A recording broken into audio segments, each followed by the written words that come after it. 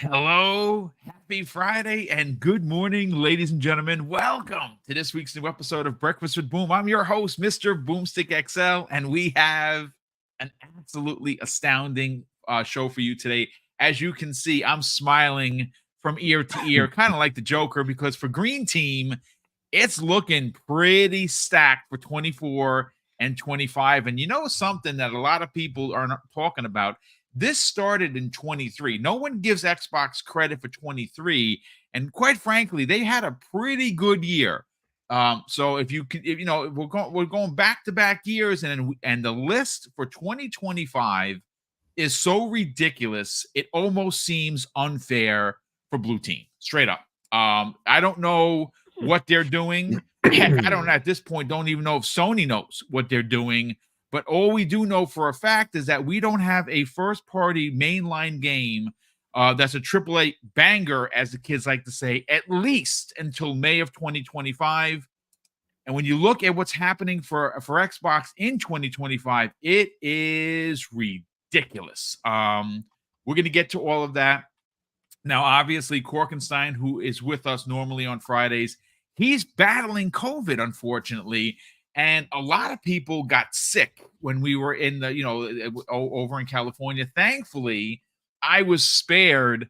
And it wasn't because I got lucky. It's because I have a partner and best friend and a wife in Mrs. Boomstick, who is, of course, a tactician. She's always looking around the corner. And she actually started making me take zinc, vitamin C, and echinacea a week before I went.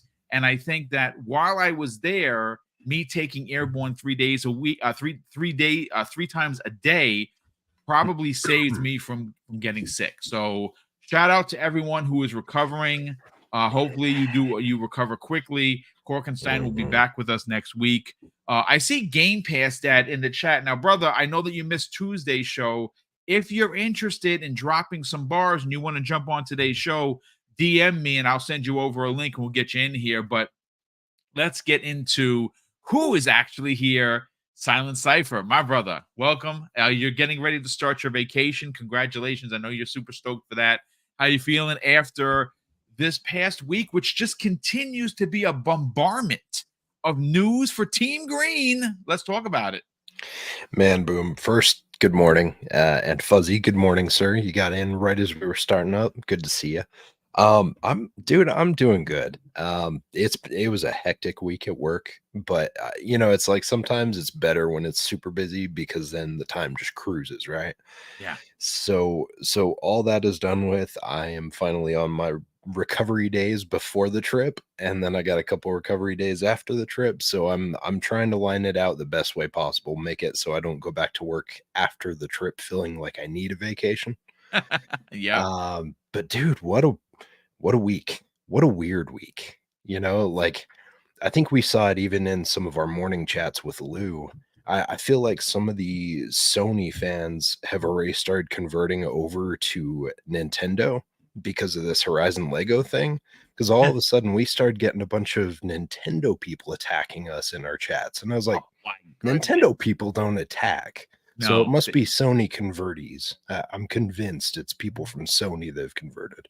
But they kind of Nintendo just graze. They look up, yeah, and they go back to grazing. They don't get in the middle of it. No, not usually. Not usually. There's one or two diehards out there that you run into, but usually they're like, I'm gonna play my games anyways. They're usually pretty passive, but yeah, dude, it has been quite a week, and I look forward to getting into it because it's been getting messy, to say the least. I mean, look, the numbers don't lie, the confirmations don't lie. It's just one positive Xbox story after another. And unfortunately, like I said, listen, Nintendo is not normally a part of the conversation because Nintendo is, as we all know, ladies and gentlemen, well, they're going to Nintendo, and they do just fine all on their own. They're making money hand over fist with the Switch. They're going to be making profit out of the gate with the Switch 2 because it's going to be less powerful than a Series X or PS5. We all know that. They're going to have a stacked launch list of games. Metroid Prime 4. You could get a new Smash Brothers. You're definitely getting a new Mario. There's a rumor of an F-Zero remake happening. they're going to launch, and everyone, including me, are going to run out and buy the new console along with every game that's released, and we're all going to be just singing "Kumbaya" Nintendo, right? But when it comes to PlayStation and Xbox, well, those are the two behemoths in the room. And obviously, for many, many, many years, Fuzzy Belvedere, Sony has enjoyed complete dominance, especially when it comes to first party. Well, that's not the case anymore. And it looks like, based on a report, I was saying this to Silent Cypher, Jason Schreier himself actually reported that, according to his sources, PlayStation does not have a mainline AAA bomb in development, in active development. They are in a pickle, ladies and gentlemen. I'm sorry to tell you. And why is that? Well, because they shifted multiple times from AAA bangers to gas games, from gas games back to AAA bangers. We're only doing one a year. I think that Sony is in a pickle. I think we're going to talk about what 24 and 25 looks like for Xbox. And I'm sorry, when you look at the field, you look at that showcase, and again, we can only go based on the showcases that were presented by both platforms. Sony's was a limp into the spotlight, and what do you call? And Xbox basically dropped it on the table and be like, "Let's go." That's what it was. How you feeling, Fuzzy Belvedere? Good morning, kind sir. Good morning, everyone. Glad to be here. Man, after that showcase, there's no denying that Xbox is on a tear right now, and they're pretty much firing all cylinders, and it's going to be a nice journey for these next probably 10, 20 years or so. But at least we have good insight for at least the next 2, maybe 3 years even, because there's a lot of games stacking up in between there. Some of them might even have to spill into 2026, and we kind of get a feeling that that might be the next gen launch. But man, it's a good time to be an Xbox gamer, or in all honesty, be a gamer in general. But yeah, if you don't have an Xbox or Game Pass or something, what are you doing? Yeah, I mean, they made it perfectly clear that Xbox is here to stay. They made it perfectly clear that a Game Pass is a primary way of doing business moving forward. And listen, again, if you are an Xbox fan, ladies and gentlemen, and you do subscribe to Xbox Game Pass, you know that you're going to be eating good for years. I got into I hate to say, use the word argument. I don't fight with nobody. Listen, if you have an opinion, I may not agree with it, but I'm not going to fight you on it. Some dude yesterday was telling me that he'd rather buy the game than rent them. Talking about specifically Doom. Oh, well, Doom's coming to PlayStation. Indeed it is, and you should be happy about that. Go spend your $76.43. I don't have to do that. The same way that when I go to watch something on Prime that's available to buy at any other subscription services, I go and I'm like, oh, I'm a Prime member. I could watch this for free. Is it renting? I guess, but can I watch it anytime I want? Sure. Can I play Doom Eternal anytime I want once it's out? Yes. Did I have to pay for that? Well, kinda, because I pay $16.99 a month, but I don't personally see the argument there. I think you're trying to ice skate uphill if you're going to use the buy versus rent conversation. I think that's just very skewed. But if you want to buy your games, you know what? Xbox lets you buy your games wherever you want. That's pretty cool.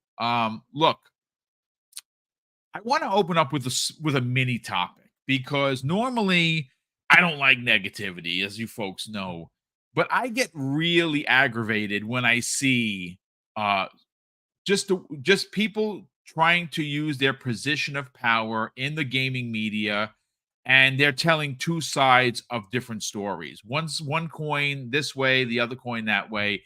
This goes right back, Silent Cipher, to the adage that Xbox bad, PlayStation good, right? Right. So, and you can use that in any way you want. That's the running narrative. It has been like that for years.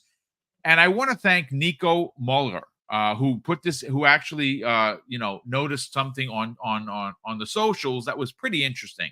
Now, Christopher Dring, as we know, he's a journalist, not a great journalist at all, in my opinion.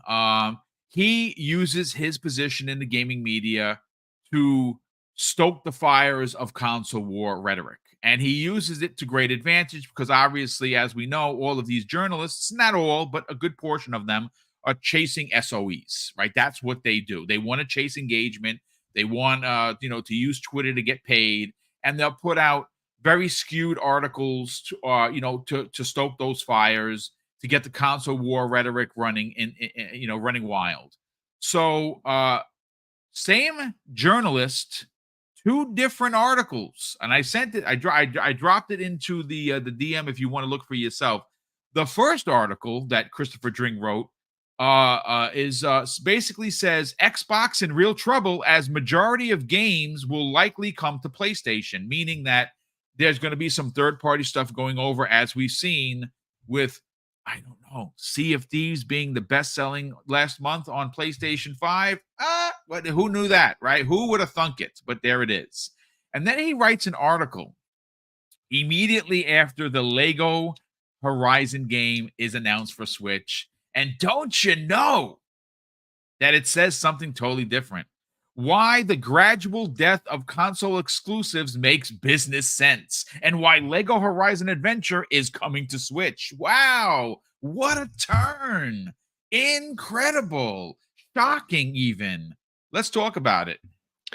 Dude, it's the same thing we keep seeing over and over again. And that goalpost, I'm convinced that the field probably has to be completely resodded and reworked, because they have dragged that goalpost so many times all over that field that thing is marred up and it is not ready for play.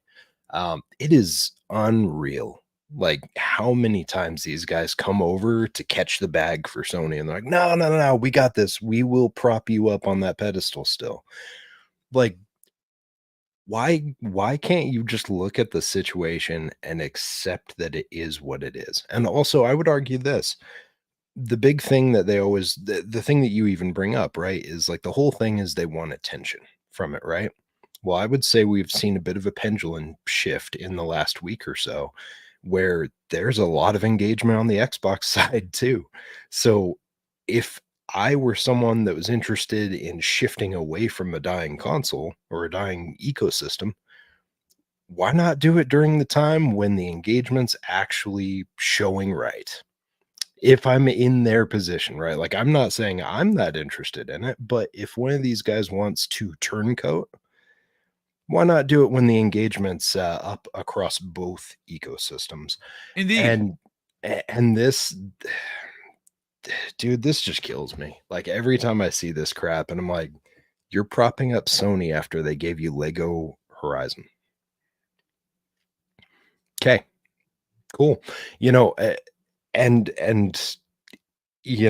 apparently they've changed the narrative again, right? Because in the past it was always, oh, your IP's going multiplat, oh, you're doomed. Well, Horizon is the IP. And they're like, no, but it's a Lego game. It doesn't matter. It's still your IP. Right. Like, what are we doing here? Let's call a spade a spade. This situation is literally unfolding right in front of our eyes. And every time that Sony makes the same moves that they've been telegraphing, that we've been saying, going to PC, going multi-plat, all these things that we've already seen on the Xbox side and we've experienced, and it's gone by, we've survived it, we've handled it, it is what it is. We play the games where we want to play them. But the fact that they are freaking out about this and they are losing their ever-loving minds about it and still defending Sony in the process, the majority of them, it kills me. Dring, I wish, would just retire from reporting, because every time he sends a post out, I feel like I need to throw up or something, because I just always get this gut wrench feel like, man, this person did this, and had a big grin on his face because he's like, oh, the engagement, the sweet engagement. And it's such a slimy attack that it just makes me feel like I need to go take some Pepto or something. But I don't know, dude. It's bizarre. It's gross behavior, right? Like I keep thinking eventually there's going to be that like broken straw somewhere. Yep. But they continue to support it over and over again, no matter what. It's Unwavering. interesting It's interesting, Silent, because when you look at his dossier of who he is, who is Christopher Dring? Who does he write for? He writes for GameIndustry.biz. And according to his dossier, if you will, he's a 17-year games media veteran specializing in video game business. And he spent 9 years in the UK Business Weekly, MCV, including 5 years as an editor. And obviously, he speaks from both sides of his mouth, which the article in front of me is a clear indication of just complete rubbish. And he has me blocked, which is fine. I never actually had an interaction with him. I think I did respond to him. And of course, as you would expect, I did it in a gentleman fashion. The same way I responded to Jason Schreier by one of his reports calling him a pompous ass, which he is. And he blocked me for that. And that's fine. Listen, it's okay. I don't get offended by it. Fuzzy, let's bring you in on the conversation because, again, this is definitely a tale of two stories, if you will. Xbox is in real trouble as majority of its games will likely come to PlayStation. Wow, you know what? Look at that. I didn't see one of those games going over to PlayStation at that showcase. I mean, will they? Maybe, but there was no talk of it, and there's still no talk of it, which is great. And then, of course, right after, almost immediately, to defend the fact that now PlayStation is a third-party publisher, and they were before. Make no mistake, ladies and gentlemen, they already were on the path because MLB The Show is a first-party developed game published by MLB on Xbox. So they already were putting games on other places. This over here, I think it's a great move. I think that Switch players are probably going to buy this game more than Sony players. I actually cannot wait for the day that we're sitting down on a podcast to say, wow, look at the Switch numbers for Horizon Lego versus the PlayStation numbers. It's probably going to be 2-1, potentially even 3-1. And of course, the lead title for his article is Why the Gradual Death of Console Exclusives Makes Business Sense. Holy matrimony. What a twist. Let's talk about it. Yeah, it makes business sense for his preferred platform, but it's somehow, dire situation if Xbox does it. It never ends that these guys that hide behind, I guess, a media badge per se, have this skewed view that they publicize as fact, or they'll cower and say, "Oh, it was just opinion piece," and blah blah blah, and all is well in that regard. But given how Xbox has always kind of been, or Microsoft in general, have kind of been ahead of the times in a lot of cases, sometimes to their detriment on some things, and sometimes to vast criticism as well. Now that the gaming media's preferred platform being PlayStation, because it seems like a lot of these kids grew up on PlayStation. Now it's it makes sense. Oh, it's a good thing. Yeah, it's a good thing to only have like 1 or 2 exclusives a year, or it's a good thing that we have less games because it gives us more time to play the actual games. Like I've seen a number of articles, not just from him, but from others as well. But him in particular, I wonder what happened to those third-party devs that said that they're not going to bother with Xbox. It's funny you say that. We have listen, who was it in the chat? I just had Paul Morrow says, welcome. Good morning, kind sir. Thanks so much for being here. And thanks for the comment. He goes, Dring was one of the journos who wrote that article about how devs didn't want to make games for Xbox because of Game Pass. I think we're onto something here, there, Fuzzy Belvedere. Please continue, kind sir. Yeah, I mean, as evidenced by the phenomenal showcase that we just saw last Sunday, I would say third-party devs that don't want to be in Game Pass, I guess they have their reasons, but it seems like there's quite a few lining up that are happy to be in Game Pass for the fact that you can still buy the game if it's in Game Pass. You can still sell the game if it's a multi-plat on other platforms while it's in Game Pass, and you're getting an advance payment or some sort of negotiation on, for the downloads or amount of users and things like that. So there's a business case to be in Game Pass. And for all of those that keep on saying, "Oh, it's unsustainable," and blah blah blah, it's like, how long do you think Microsoft would allow it to be unsustainable? Like, Microsoft has a knack for cutting off things, on a moment's notice kind of deal. And we've seen evidence of that earlier this year, but Game Pass is not one of those things that's ever been on the chopping block, and for good reason. It's the same thing with their, Windows subscription service that they have, not subscription for Windows, but for their Office subscription.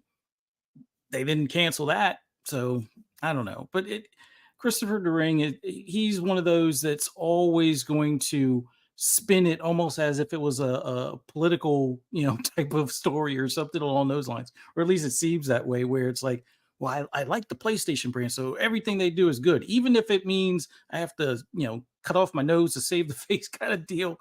But he's always going to cherry pick stuff for PlayStation as it being a positive thing.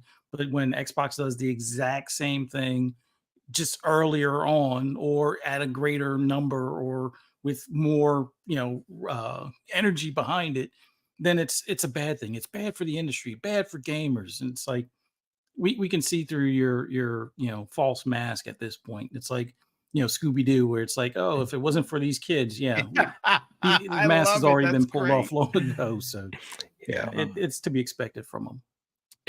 Listen, it is what it is. Shout out to Dr. Scotty's in chat. He says Dring said Xbox was moving away from Game Pass. Indeed, he did say that. Another zinger, if you will. Wow, because you know what's interesting?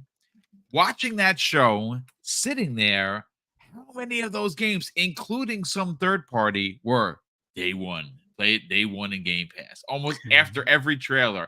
But I guess, and the best way I can say this is, if this is moving away from Game Pass, I wonder what it looks like going full throttle. I don't know. Or full-throated. Pause. I don't know. Listen, it was just a fun topic to open up. I saw the again, shout out to Nico who actually posted it. And I'm like, wow, talk about a tale of two different journalists, but actually being the same person. Ridiculous. I do want to move into one of the topics. Again, this is like one of the major topics that we're going to get into. Well, okay, so there's been some news that has popped out in the last, 24 to 48 hours ish, give or take, that are regarding major Xbox first party games. One of which is a report from Tom Warren, where he has reported that according to his sources, Xbox is moving forward to get Gears of War E-Day out in 2025. And that is, I don't know if I agree or even believe it. I'll tell you why very simply. 2026 is going to be supposedly the launch of the new Xbox. More importantly, though, that is the official 20th anniversary of the IP. So I don't necessarily know if it makes business sense if you're going to release Gears of War E-Day next year when you can hold it back and release it with your new console running at potentially a ridiculously benchmarked Unreal Engine 5 from the Coalition. And of course, you were launching it right alongside its 20th anniversary. That to me makes sense. But Silent, on the heels of that, we have a report here from Clobreel. Now, again, this is, of course, unconfirmed, but based on the LinkedIn for one of the actors, or the voice actors for Clockwork Revolution, it's releasing in 2025. That is pretty ridiculous. Now, I say all of that to say, I sent you guys a list of what 24 and 25 look like for Xbox. And I kind of want to, I can easily just do a flash screen, but when you hear it, it's more punch to the throat. And this is what we know is coming this year. And we do have some confirmation on some of the games next year, two possible. Check this out. Listen to this, ladies and gentlemen. this list, it is so ridiculous that it almost seems unfair, to be quite honest. So let me break it down for you, Silent. We had Hellblade 2 already, which was phenomenal. You have Avowed, you have Indiana Jones, you have Aura History Untold, Towerborn, 33 Immortals, Flight Sim 2024, and Stalker 2, which again, according to PlayStation gamers, if it's only on that platform or PC, it's considered an exclusive. So I'm going to count it. Stalker 2 is not on PlayStation 5 or Switch. It's an exclusive. Now there is a tower defense one that I could not remember the name, that again doesn't appeal so much to me. They showed it at the show. What the hell was the name of that tower defense one? There's one more. That is your stack deck for 2024. But I actually think 2025 looks even more ridiculous. Now, again, there were a couple of confirmations here, and there are two that we're kind of not sure about.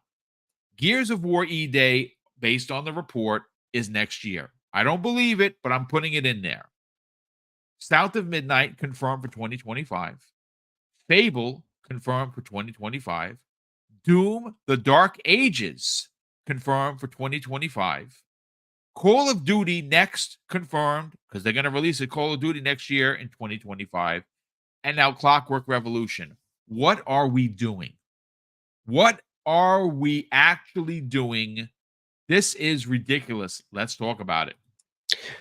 So I guess I do actually have a question with you, because you mentioned Call of Duty next, and I know that some of the conversation we had in the past that we had heard, we had heard that obviously they were going to try and get away from doing that every year cadence. Now I know obviously they have multiple dev studios that are working on these, so when you've got that pipeline, you're going to have a handful of things just landing like back to back. That's what it's going to be. Yep. But it actually kind of surprises me a little bit that we would see another Call of Duty as soon as next year, just because of them kind of mentioning maybe that pushing away from that yearly cadence. If we do see it though, I mean, the thing is like, as long as the dev time is there, as long as the team that's working on it has a few years to flesh something out, then cool. Like by all means. If it's not ready for that, if they're still shifting from like the old way of thinking over there at ActiBliz with those games, then like give it the time it needs, if it needs more. Even just with the couple titles that we're talking about already, even if you didn't have Gears of War E-Day in there, you think of something like South of Midnight, Fable, Doom, those three on their own, those are huge.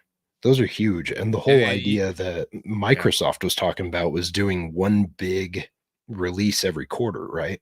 So that's 3 quarters already full.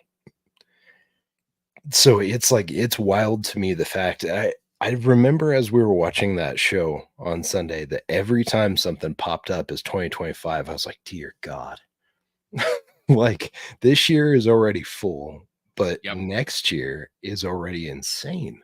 And it's just like, if you add something like Gears into that, which with the anniversary, I could see it, but again, I'd argue the same thing. If it's not ready yet, don't push it. Just leave it be. If you don't hit that anniversary, it is what it is. Release. I mean, let's be honest. They're going to release a controller. They'll probably release a headset. They'll do some anniversary stuff anyways. Yeah. So they could do that stuff. You don't have to release the game if it's not ready. Let it do its thing. Let it bake. When it's ready, it's ready.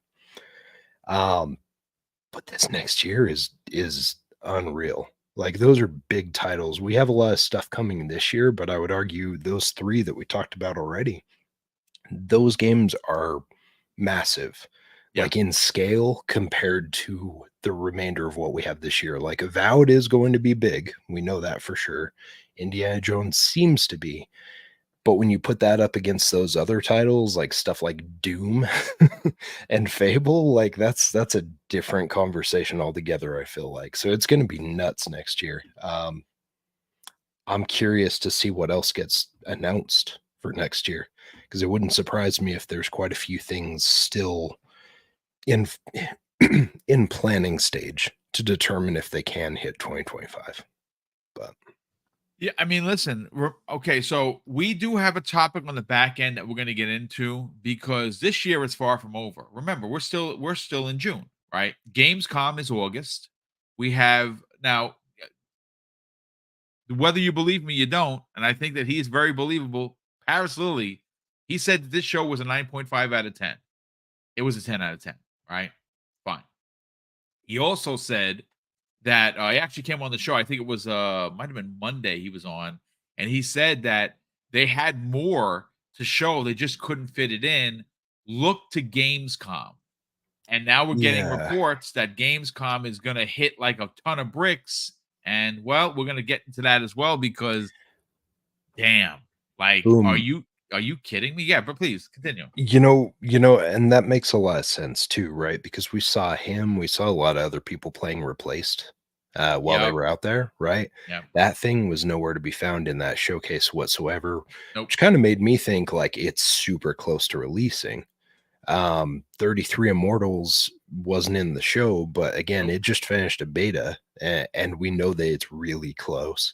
And then you also had Towerborn, which we did not see in the proper showcase, but we were hearing initially from like all over the internet that maybe it was going to be a drop, like a shadow drop during the Yeah. show.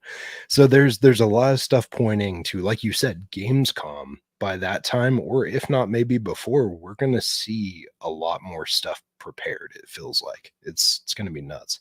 Yeah. It goes back to 2022 where Matt Booty was quoted, not in an interview. He was talking, and he said specifically, "We have so many games, we just don't know where to put them." And obviously, he got a lot of crap for it because 2022 was not a great year for Xbox. They had to delay almost all of their major games, so it wound up being, it was context versus timing, right? That's what wound up happening with that.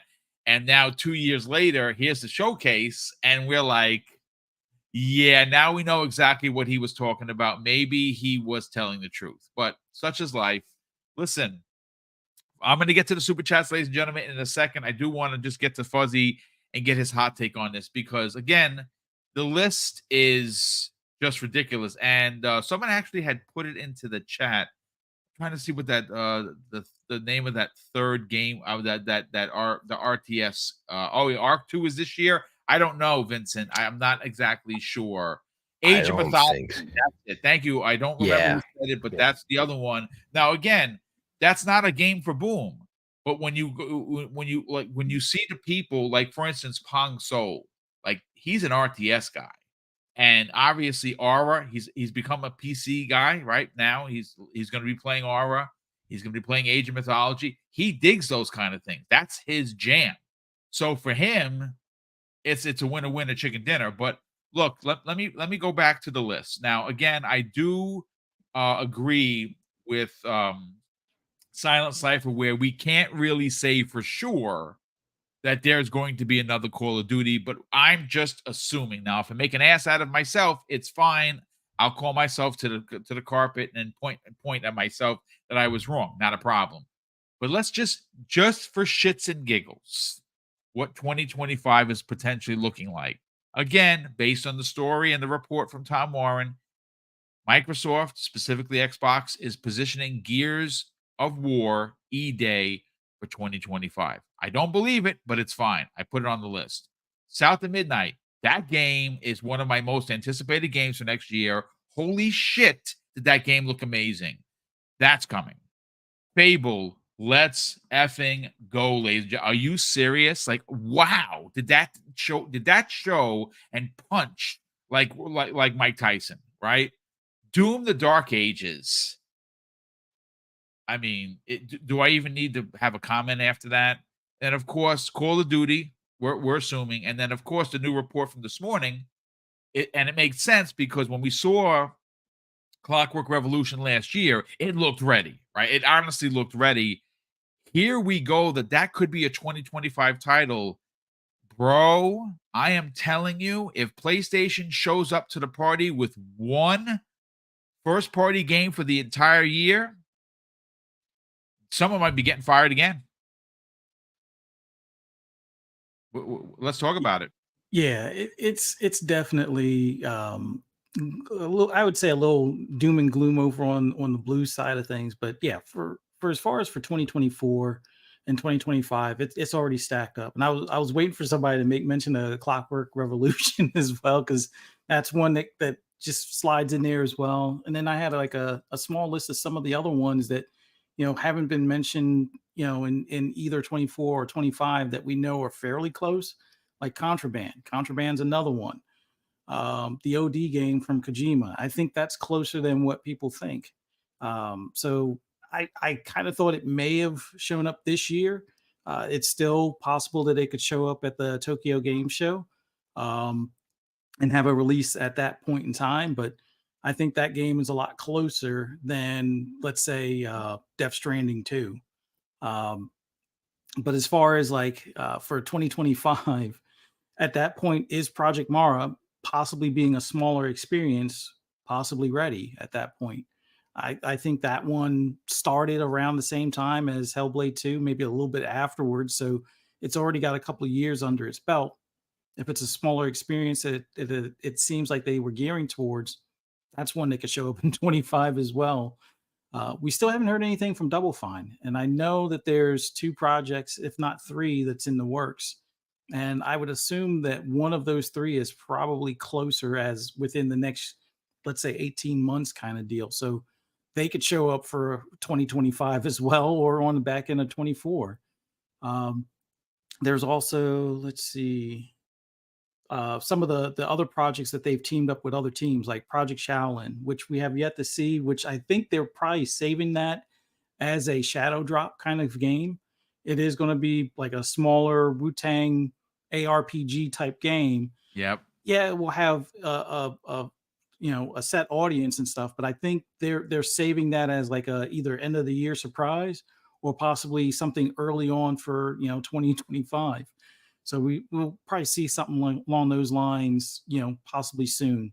I'm still on the timeline of Forza Horizon 6 being 26. I was hoping we'd get to see a peek of it at this past showcase, but it's definitely going to be showed some point next year. But I've always been saying that Fable should be a 2025 title, just figuring from some of the info we've heard on the background as far as how far along that was and where they were as far as the visuals and things like that. So that all of that information panned out to be true so far. So yeah, it seems like it's going to stick to the 2025, which, by the way, without ratting anybody out, to speak on the showcase that we just saw, as far as the amount of stuff that was cut, several people in the know were saying that when they first started and had to, start cutting back, it was a 3.5-hour show. So if that gives you any insight onto how much is left over, that's probably why Gamescom is going to be bigger than most years. Like Gamescom is normally where we get to see new controllers or like the new, elite controller kind of thing, or at least in the past few years, it's been like that. And yeah, there's like 1 or 2 games, but usually there are games that are like either PC first. Like I think that's where we saw like the Gears Tactics. That's where we saw, I think, the original Age of Mythology, not Age of Mythology, but Age of Empires 2 and whatnot. We're at like Gamescom. So Gamescom has a lot of leftovers from this showcase that didn't make the cut, which is, it's going to be interesting to see. Like if those games didn't make the cut, I didn't even hear that. Like, that's news it's still to going to me. be a fantastic show, considering for the fact It's that almost they have ridiculous. all of those additional games. Like it's, I think there's the big problem that we're going to have as gamers is going to be getting through the backlog. Like if you haven't Yes. already started attacking your backlog, you're probably going to get buried before this year is out. But that's the great thing with it being in Game Pass, as far as especially for the first party stuff, it stays there, so you can play it at any time, get around to it. Like you may not get to Avowed this year because you're focusing on waiting for Indiana Jones and you're still going through like the Starfield DLC. That's fine. Avowed will still be there for you. Now, the key thing would be to play Avowed before, Outer Worlds 2 comes out, which that one, I don't know if that's going to be a late 2025 or early 2026 kind of game, but I think based on how Obsidian has been working, where they've been able to release a game pretty much almost every year. Um, and they have the team in which to do that, and they've staggered things accordingly. I wouldn't be surprised if Outer Worlds 2 is in 2025 or at worst 2026. But there's so much that we've seen that we know that is still in the oven and probably close to being done. Everwild is probably the one that's the bigger question mark as far as, because I Yeah. know they've had to reset the mechanics of the game or what the game was actually intended to be, type of deal. But outside of that, there's so many teams within the Xbox studios and even within Bethesda, because we still haven't seen Bethesda's online teams game, whether that's an extension of like something like Starfield, but an MMO, or if it's a Right. licensed IP. That's still let's put it this way, from inside info, well, not they won't tell us what it is, but the fact that they're saying it's probably going to be bigger than what we've seen so far, that should give you an idea. If they think it trumps Doom, I would say be prepared for whatever Bethesda Online has to offer, type of deal. But yeah, It there's almost seems a bit unfair. Like, yeah, honestly, it's just ridiculous. yeah, The it's a Yeah, great please problem to continue. have. Yeah, it is absolutely a great problem to have. But it's funny you mentioned these two particular things. Now, I keep my ear to the floor. Fuzzy, you shocked me. I did not hear, not once, that this was a 3.5 hour show. I did hear what Paris had to say. Do you Mhm. think that does that now equate? Yeah, yeah, because when we heard that it was going to be around 3.5 hours from someone that worked on previous showcases, and then they started cutting things back because they were like, it can't be over 3 hours. They definitely knew they had to cut, and it's like figuring out what to cut. And then they're like, well, some of the stuff can be pushed to, whether it's the Game Awards or another showcase down the line or a Dev Direct type of deal. But that, I think that info was like back in March, April time, that it was 3.5, and they were slowly like taking stuff off the top. And we were trying to guess, is it going to be 3 hours with the Call of Duty, or is it going to be 2.5 something with the Call of Duty? And it wound up being, I think it was like around the 2.5 range or something like that, if I'm not mistaken. But there's still a lot that they're waiting on with some of their partnered third parties, like was it Silk Song is still going to be one where they're taking their time. So that thing is going to be ready when it's ready, but we're going to see that probably within the next year or two, replaced, which has a playable demo out there that's pretty darn close to release status. And like Silent Cypher may mention earlier with 33 Immortals, that's another one that's fairly close. We've also heard, the testing stuff behind the scenes as far as Towerborn, which extremely close, Contraband, extremely close. But yeah, there's a lot of other projects like the Project Dragon from IO Interactive. I don't know if that's going to be multi-plat or if that's still kind of geared to be an exclusive on Xbox, or at least an exclusive within Game Pass kind of thing. Um, and then like with Double Fine, I'm pretty sure Jack Black kind of leaked things a few years ago, like after Psychonauts was released, or Psychonauts 2 was released, that he was working on something again with that team. One of a fan favorite, which Brutal Legend 2 would probably fit that bill. And then we also saw the things as far as Kiln, which hopefully we get to see that soon. But those are going to be like the smaller titles and things. And we also know Toys for Bob is partnered to do something as well. But no, don't expect that for at least 3 or 4 years. But like I said, Xbox has over 30 studios, and each studio has like multiple teams. And each one of those teams, if it's not doing ongoing content, it's working on a new project or a side project. So, and some of them are helping other teams with their project as far as tightening up, whether it's the visuals or the performance or things along those lines. And we know there's at some point after Indiana Jones, there's going to be a Wolfenstein and stuff like that. And there's a Fallout. I would say, if not two Fallouts, probably in the works. Um, Whether that's a remaster of or a remake of one and two, or a full-fledged Fallout 5. Fallout 5, I'm leaning towards more so, but they have the iron to strike while it's hot kind of thing with the TV series. So yeah, there's so much out there, and yeah, we're going to be eating good for, I would say, at least 5 to 10 more years, pretty handedly. And then after that, it'll probably be bonkers to the point where it's like, oh, new game every month. Yeah, great. I didn't finish the 5 games from last 5 months, so yeah. But no, it's a great time to be a gamer, and particularly an Xbox gamer. You know what you didn't mention? Elder Scrolls too. Oh Like yeah, like jeez. That's the problem. That is it's seriously just the so problem. ridiculous at Yeah. this point. Like, oh my God, like, wow. All right, listen. We're gonna get into the Gamescom talk because again, Paris Lily, listen, the guy is an amazing creator. Obviously, whether you like him or you don't, that's up to you. I like the dude. I liked him well before I even met him. I got a chance to hang out with him and Danny Pena, a couple of times. I literally like right after the showcase, we were talking. It was pretty interesting. And of course, he's out there making the rounds where he had actually said on the show on Monday that look out for Gamescom. We're going to get into what else they could possibly have because I don't know if it's going to be a show as big as what we just saw, but based on what Fuzzy just said, if they had a 3-hour show, that means that there's 90 minutes of stuff they had to cut. So, and maybe it's more than that because remember, technically the show was an hour and 40, and the other 20 odd minutes was Call of Duty. So maybe it's closer to like $120 that they had to cut.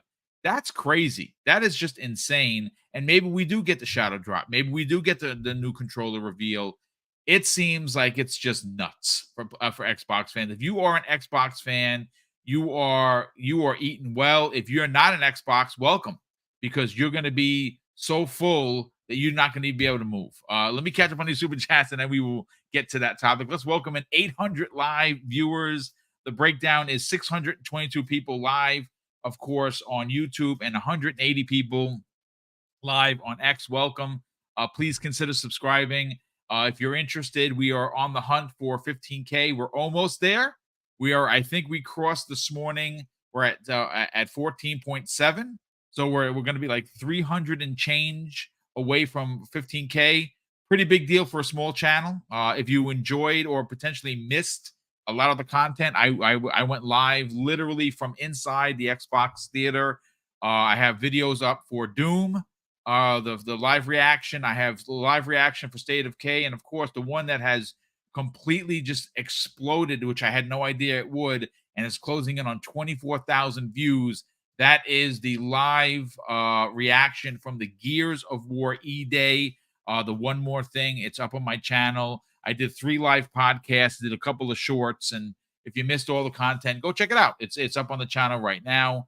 But let's go to the super chats. JT Koo drops a very generous $10 super chat. And as much as I appreciate the generosity, it's the wording here, folks, that touches me in a big way. Pause. Boom, you're very deserving of getting that media stamp at the Xbox showcase. I'm very proud of you. It couldn't have happened to a better person. Best podcast in the business, brother. That is crazy, not kind of you to say. I honestly am completely moved by that because that does mean that I'm doing the right thing for this channel. Again, it's grassroots. We're growing slow. We're averaging 130 new subs per month, but we're doing it the right way. We don't, again, have we been a bit slanderous this morning? Yeah, I guess, but we don't use console war rhetoric to sell you the channel. We're calling Sony out for what they don't have, and it's just a fact. But thank you so much for the generosity, but thank you for the very kind words. Dog50, who's been a channel member for 8 long months, brother, thank you so much for the consistent support. He says, if a majority of Xbox games go to PlayStation, then Xbox as PS becomes the largest third-party developer and will be able to dictate that to Sony. Yeah, if Sony is depending on Xbox first party to be in their lineup. Now, I don't think it's ever going to get to a point where it's day and date. I just don't. I think there is going to be a break, whether it be 6 months, 8 months, 12 months, 18 months. I don't think it makes sense if you're trying to sell your service to new customers. But then again, they're trying to sell their games to pretty much everybody. And the difference easily, again, I'm no business analyst. I'm never going to bend the knee to it. I don't like it. I'll be the first one to tell you. I don't like it. But I'm also an old man and it's fine. But I am going to say that when you look at the playing field, Xbox gamers who support their service in Xbox Game Pass Ultimate download the game and we play and you pay your monthly fee. PlayStation players, if they want to buy the game, Xbox is going to say, please buy our game, $76.43 if you live in New York. It's a winner chicken dinner for Xbox. I don't make any money on it, but it does make my service that I pay for more valuable. Sir X-Man drops a very generous $2 super chat and says, I'm back playing Forza Motorsport again. Help. Yeah, I mean, listen, it's a great game. Not secondary for me. I'm a Horizon because I like arcade racers more, but you can't deny how great that game is. Gamers Play HUD Zero drops a very generous $5 super chat, and he goes on to say, the buzz on the streets is that everyone has been talking about Game Pass and Black Ops 6. Well, when it comes to the games, no power is greater than X in all caps. Indeed, sir. And you know something? Look, maybe 5 years ago, this doesn't hit like it hit. And I'm not talking about the games. I'm talking about the whole Call of Duty and Game Pass thing. Like even the normies are like, what? They're like, they're looking out the hole like this because it's Game Pass. Look, here's the thing: the world sucks right now. Everything is expensive, and it continues to go. Everything is going up with our pay. Right? That's fact. And I don't know where, if you are an adult with a family who has a mortgage and has to pay the power bill and the and the cable bill and all the other stuff that goes on to being a man who runs a household, where you can legitimately be like, nah, fam, I'm spending $76.43 because I'm gonna support the devs, then you are a straight up dummy. Sorry. That's just what it is. I don't know where you can turn around and say, well, you're renting games there, bot. I don't know. Every service that I subscribe to, am I renting stuff? No, I have it at my disposal that when I want to watch it or play it, I press the button of the power and I go into it and I go. Whether I watch it or play it, it's at my disposal. I don't see where you can equate. I'd rather spend the money than get the service. And the reason why I say if it was 5 years ago, well, not a lot of people, especially the normies, knew what subscription services were. There was a new thing. They only knew Netflix. Now everything is a subscription service. So everyone is aware of it. And Call of Duty, look, I'm here to tell you, if you think, again, I think Microsoft and Xbox are going to learn from watching what Activision is doing. It's on every billboard here in New York. Every time you're driving down the highway, Call of Duty, whether it be mobile, whether it be Black Ops, it is everywhere. It's in Times Square. It was on the monitors right where the ball is dropped. I saw it for myself. C Money and his wife posted it. I'm like, oh look, that's Black Ops 6. Oh look, Game Pass. I mean, it's people are going to come in droves. I'm not saying people are going to abandon their PS5s, but I can definitely say people are going to buy an Xbox. Whether it's an S or an X, that's for sure.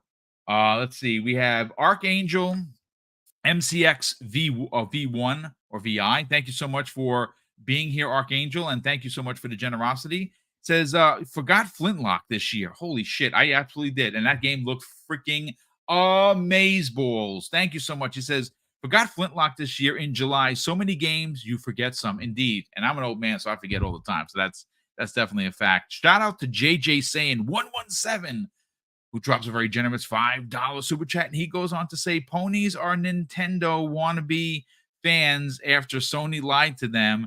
Watch Astrobot will go there too. Hopefully, you know who does not become a Nintendo fan. Look, I'm going to tell you this right now. Sony's got my $70.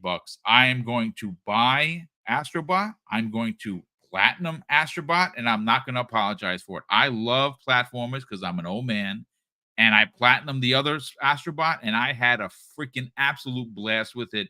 I think he's a really likable character, and, well, it's a platformer.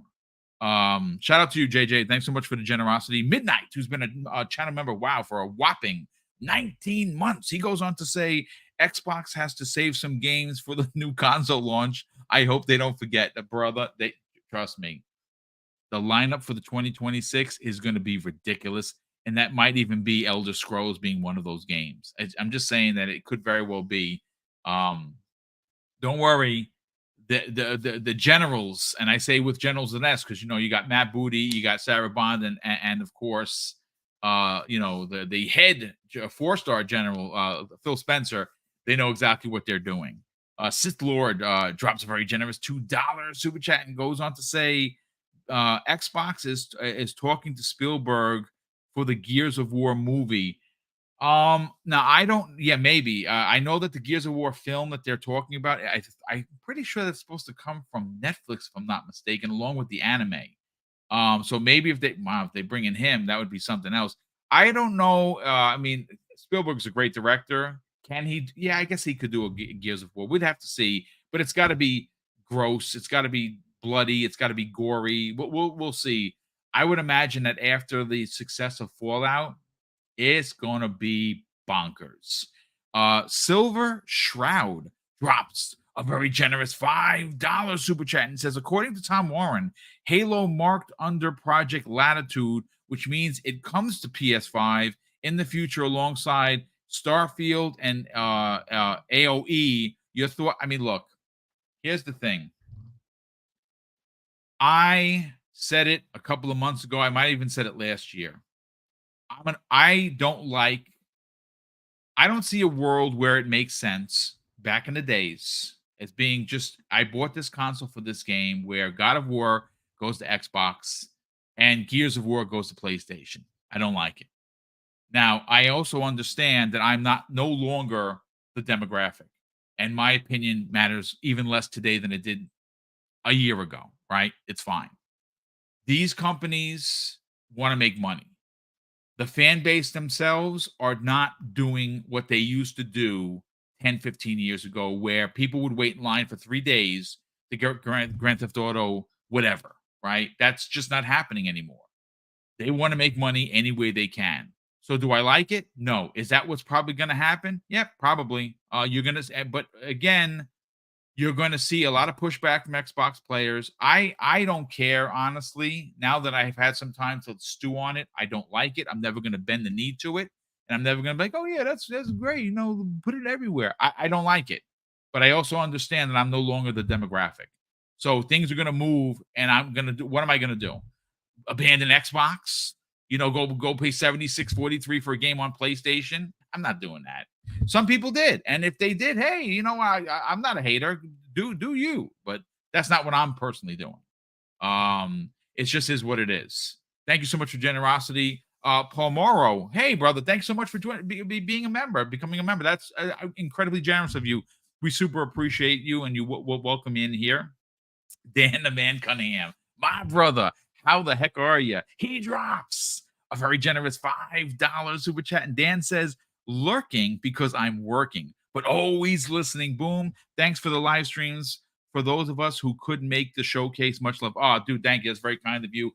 I wanted to do more content, but bro, honestly, trying to fit it in, and it's just, and some of the places, like, we got a little bit bamboozled. I was gonna do live coverage from Keighley's event, and they wouldn't let us record. Like, if it wasn't for Korkenstein actually driving his car, I would have missed the event, because I had my my new docking thing for the phone, and we couldn't bring in anything. Or we could bring our phones, but we couldn't record. It was the weirdest thing. It was just so odd. So that's why you didn't get any footage there. But thank you so much for checking out the footage, brother, and thank you for the very kind words. Silver Afro, my brother, how's everything, man? Thank you so much. He drops, ladies and gentlemen, a very generous $10 super chat, and he goes on to say, great coverage, Boom, keep it up, fire, brother. Thank you so much for that. Yeah, I wind up, a lot of people didn't know this, like, in my mind, I thought that, hey, Mrs. Boom got me this state-of-the-art tablet, and it's Samsung, tip of the spear. I'll be able to run everything. I plugged the camera in, the microphone, and they were like, GTF, out of here. So I had to go out the day before I flew out to California and buy a new laptop, which it wasn't budgeted. And again, I'm a pension guy, right? So I had to go buy it. I wound up figuring it. I wound up doing like a pay in four kind of a thing. I got a really nice one, and then of course I put it on the socials what my room. The minute I walked into the room, you should have saw it. I was unpacking just the equipment. I set everything up. I stuck everything down to the desk with with the little sticky pad so nothing moved, and I did my coverage. So thank you so much for checking out the coverage, and I'm glad that it turned out because I was a little walking on eggshells until I did the first podcast because I was like, I don't know how this is going to sound, how I'm going to look, and it wound up working out, brother. So thank you so much for that. Fees 71 drops a very generous $2 super chat, and thank you so much for being here, Fees, and of course thank you for the generosity. He says, keep it up, Boom and fam, you are savage, brother. Thank you so much. That is very kind of you to say. And lastly, he drops an additional very generous $5 super chat, and he says, anyone play Banishers? Ghosts of New Eden is dope. I got that. I was able to review that. Please play that game. No one talked about it. So yes, shout out to you. He play Banishers, Ghosts of New Eden. You could probably get it cheap. Phenomenal game. I have to beat it, but my God, that game is gorgeous. He says just beat it last night. And wore out's welcome, but enjoyed it. Thoughts if you tried it. Yeah, it got lost. I don't know what happened to it. I was really like into it. I was playing every day. But yeah, I heard it's a little long, but I still want to beat it, brother. Thanks so much for the generosity. All right. Silent, we gotta get into this. So I have in front of me here. Now let me just make sure I pull it up because this was directly pulled from Vicious 696, obviously Paris Lily. He posted this yesterday at 8:53 a.m. And he said, this is the Gamescom conversation that we're about to have. He says, told you that showcase was going to be good. And the wild thing is, I had multiple people at Xbox tell me there was so much more they could have shown, and that Gamescom is shaping up to be a big show too. So going based on the information that I don't understand how the heck I missed this, Fuzzy Belvedere has confirmed that, yep, a couple of months ago, all the way back in March, that this was originally a 3.5-hour show. That means that based on the time, Silent Cypher, they cut almost 2 hours. $140, $150 based on it. That seems ridiculous. But we also, there's a lot of stuff missing from there. And there's a lot of stuff in development. Your thoughts on how big this Gamescom can be, and if it is, let's just say for shits and giggles, this thing is as powerful or even slightly less powerful than what we saw last Sunday. Man, they're going to be pushing up green here, there, and everywhere. Let's talk about it. Yeah. The thing, because someone actually mentioned it as we were talking about it a little bit earlier, right? With like how much we saw at this showcase alone. You forget about all the other opportunities that come up over the remainder of the year. Like when that showcase hits, like that's kind of always been one of the bigger ones. And then of course Gamescom, but it's like you think about it and you've got this one we just went through. You've got Gamescom. You have TGS if they choose to do anything there. That's not usually a big presentation, but they could do stuff there too. And then you have the Video Game Awards, which Microsoft knows whether you like Geoff Keighley or not. Geoff Keighley brings in a massive audience for the Game Awards. And they've done it before. They showed us the Xbox One X, and I think the Xbox Series X when they were on that show. So, you know that they're preparing things well in advance every time that these things go on, right? Like they prepared for this showcase that they were doing probably at least 6 months before. Larry Herb always used to joke, Major Nelson, he would always say is like, as soon as we're done with this year's show, we're already starting into planning for the next year's show, right?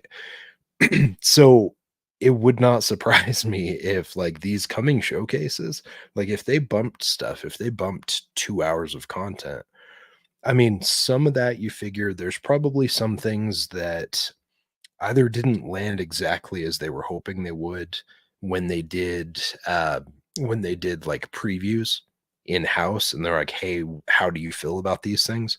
Because of course they're going to QA something like this, and they're going to be like, okay, scale of 1 to 10, how do you think this shows up in the showcase? Like, I'm sure they do a panel where people look at this thing and assess like what we think we should show versus scrap it for later. Or there's always a possibility that some of these games also ran into development cycle issues. We've seen it before. There's always a possibility that one of these games had a snag that cut it back quite a ways, and in the process of even making like the footage, they ran into issue, and they're like, hey, sorry, but we ran into a problem, we got to step back.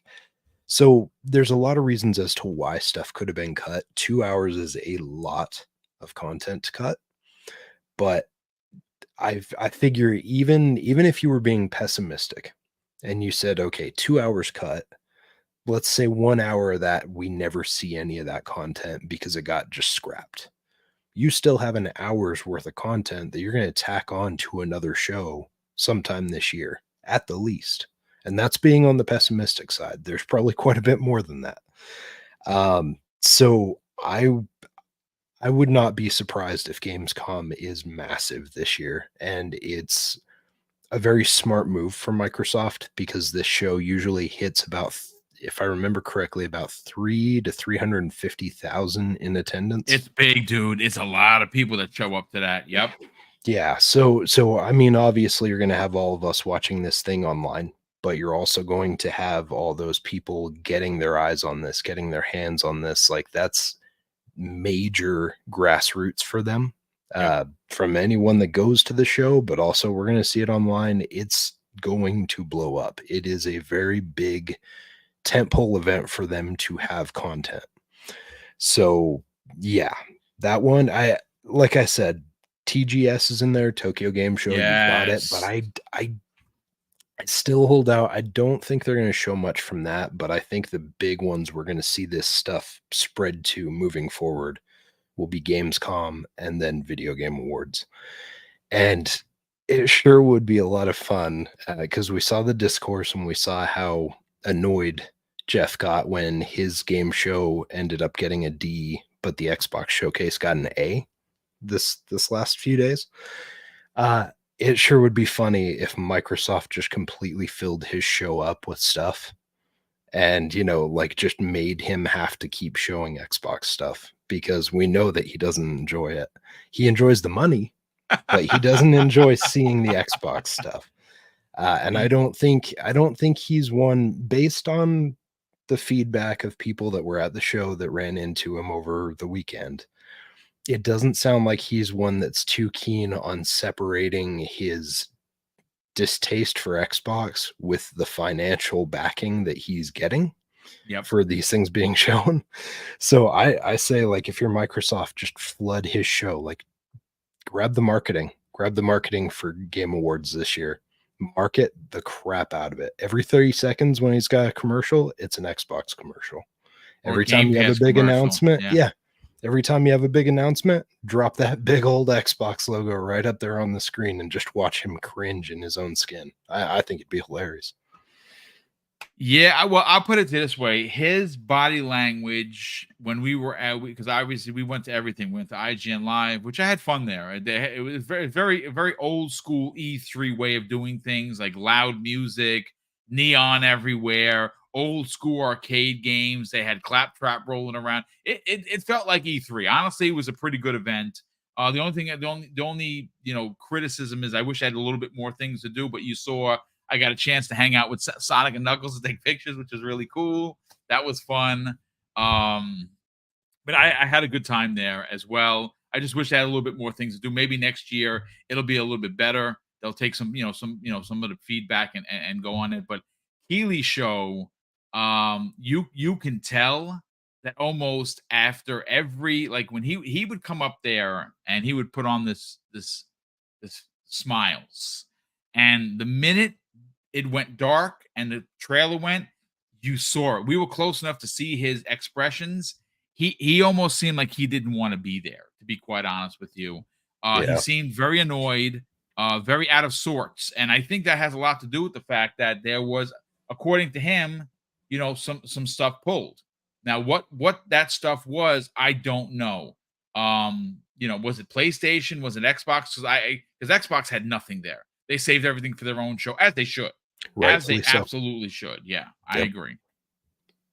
Yeah, don't give him any more than you have to in the Yep. situation like the Games Fest, but at the same time, flood his game awards, because if there's something that we know is a darling to him, it's that video game awards. And if you put that big old green logo with the big old X on it all over his stuff, he is going to be we won't see it because, like you said, and this isn't a report just from Boom or Fuzzy or anyone. Like, dozens of people that I've talked to so far have been like, man, his demeanor, his cadence at this showcase, Not good. as soon, like you said, as soon as the lights go off, flat to just like angry face. Like, he had RBF in a way that not many people have.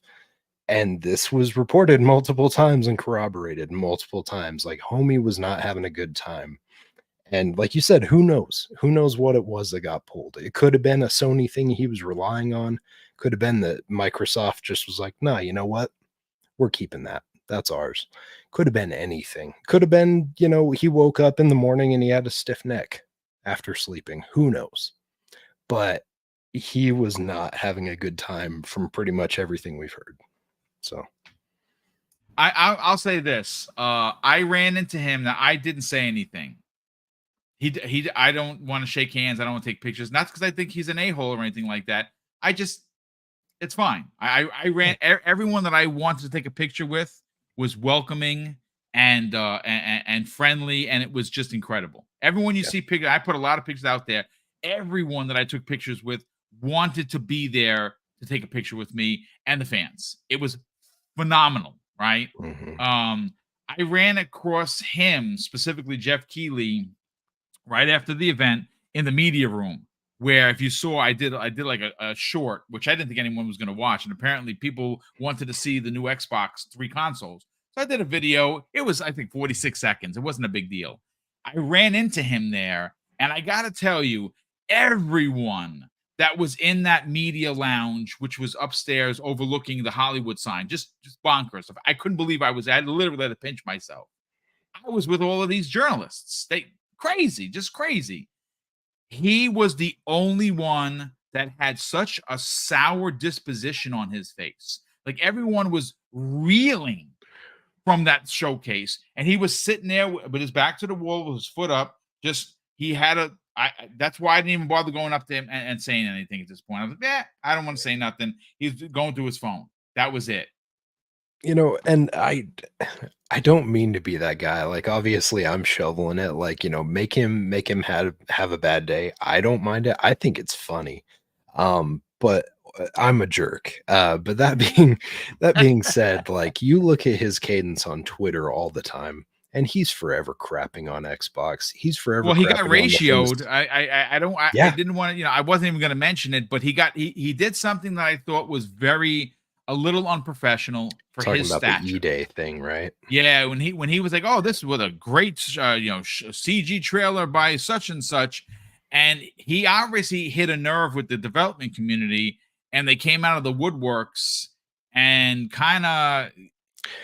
Which I'm a little confused with it, because it felt like at the end of that whole saga, because it felt like it was a multi-day thing where just like it went on for a couple days. Forth. Indeed. Yeah. It felt like, from what it seemed like when it settled down, that he was actually right, but it was misphrased. It was misunderstood a bit. It seemed like, but you had the devs coming out there and being like, buddy, well, he got community noted, which is always a bad thing. When you get community noted, Silent, that's you did wrong.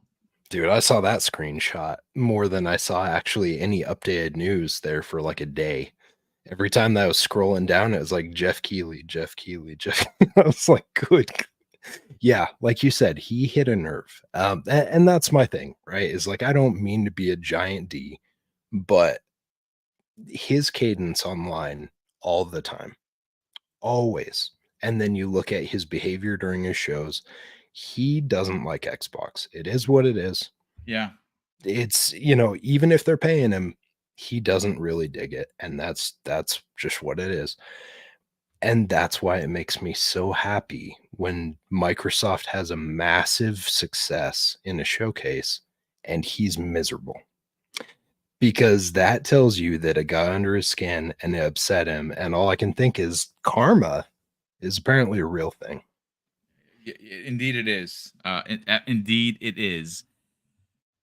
Fuzz, let's bring you in on the conversations. Mhm. I mean, listen, Gamescom apparently is turning out to be a big thing. Now, most of us would have thought, and honestly, up until what you told me and what Paris is now saying publicly, me would have been like, yeah, they're gonna maybe they show a controller, maybe they give they shadow drop Towerborn or something. It's not gonna be a big deal, but apparently, it's gonna be a big deal. This is on the heels of what was an incredible showcase, and they're continuing to dominate the conversation. Remember, you know, the June showcase happens, right? Mhm. We're still talking about Gears. We're still talking about Perfect Dark. We're still talking about Fable. We're still talking about all of these incredible Game Pass third-party games like Expedition 33 that are going to be there. And then obviously it's going to kind of slow down just for July and then pop back up for August. And then right after August, well, in September, you got the Tokyo Game Show. Right after that, you got the end of the year Geoff Keighley show. I don't know what Sony can do to get back into the good graces of its fan base or even the gaming media because they don't have anything.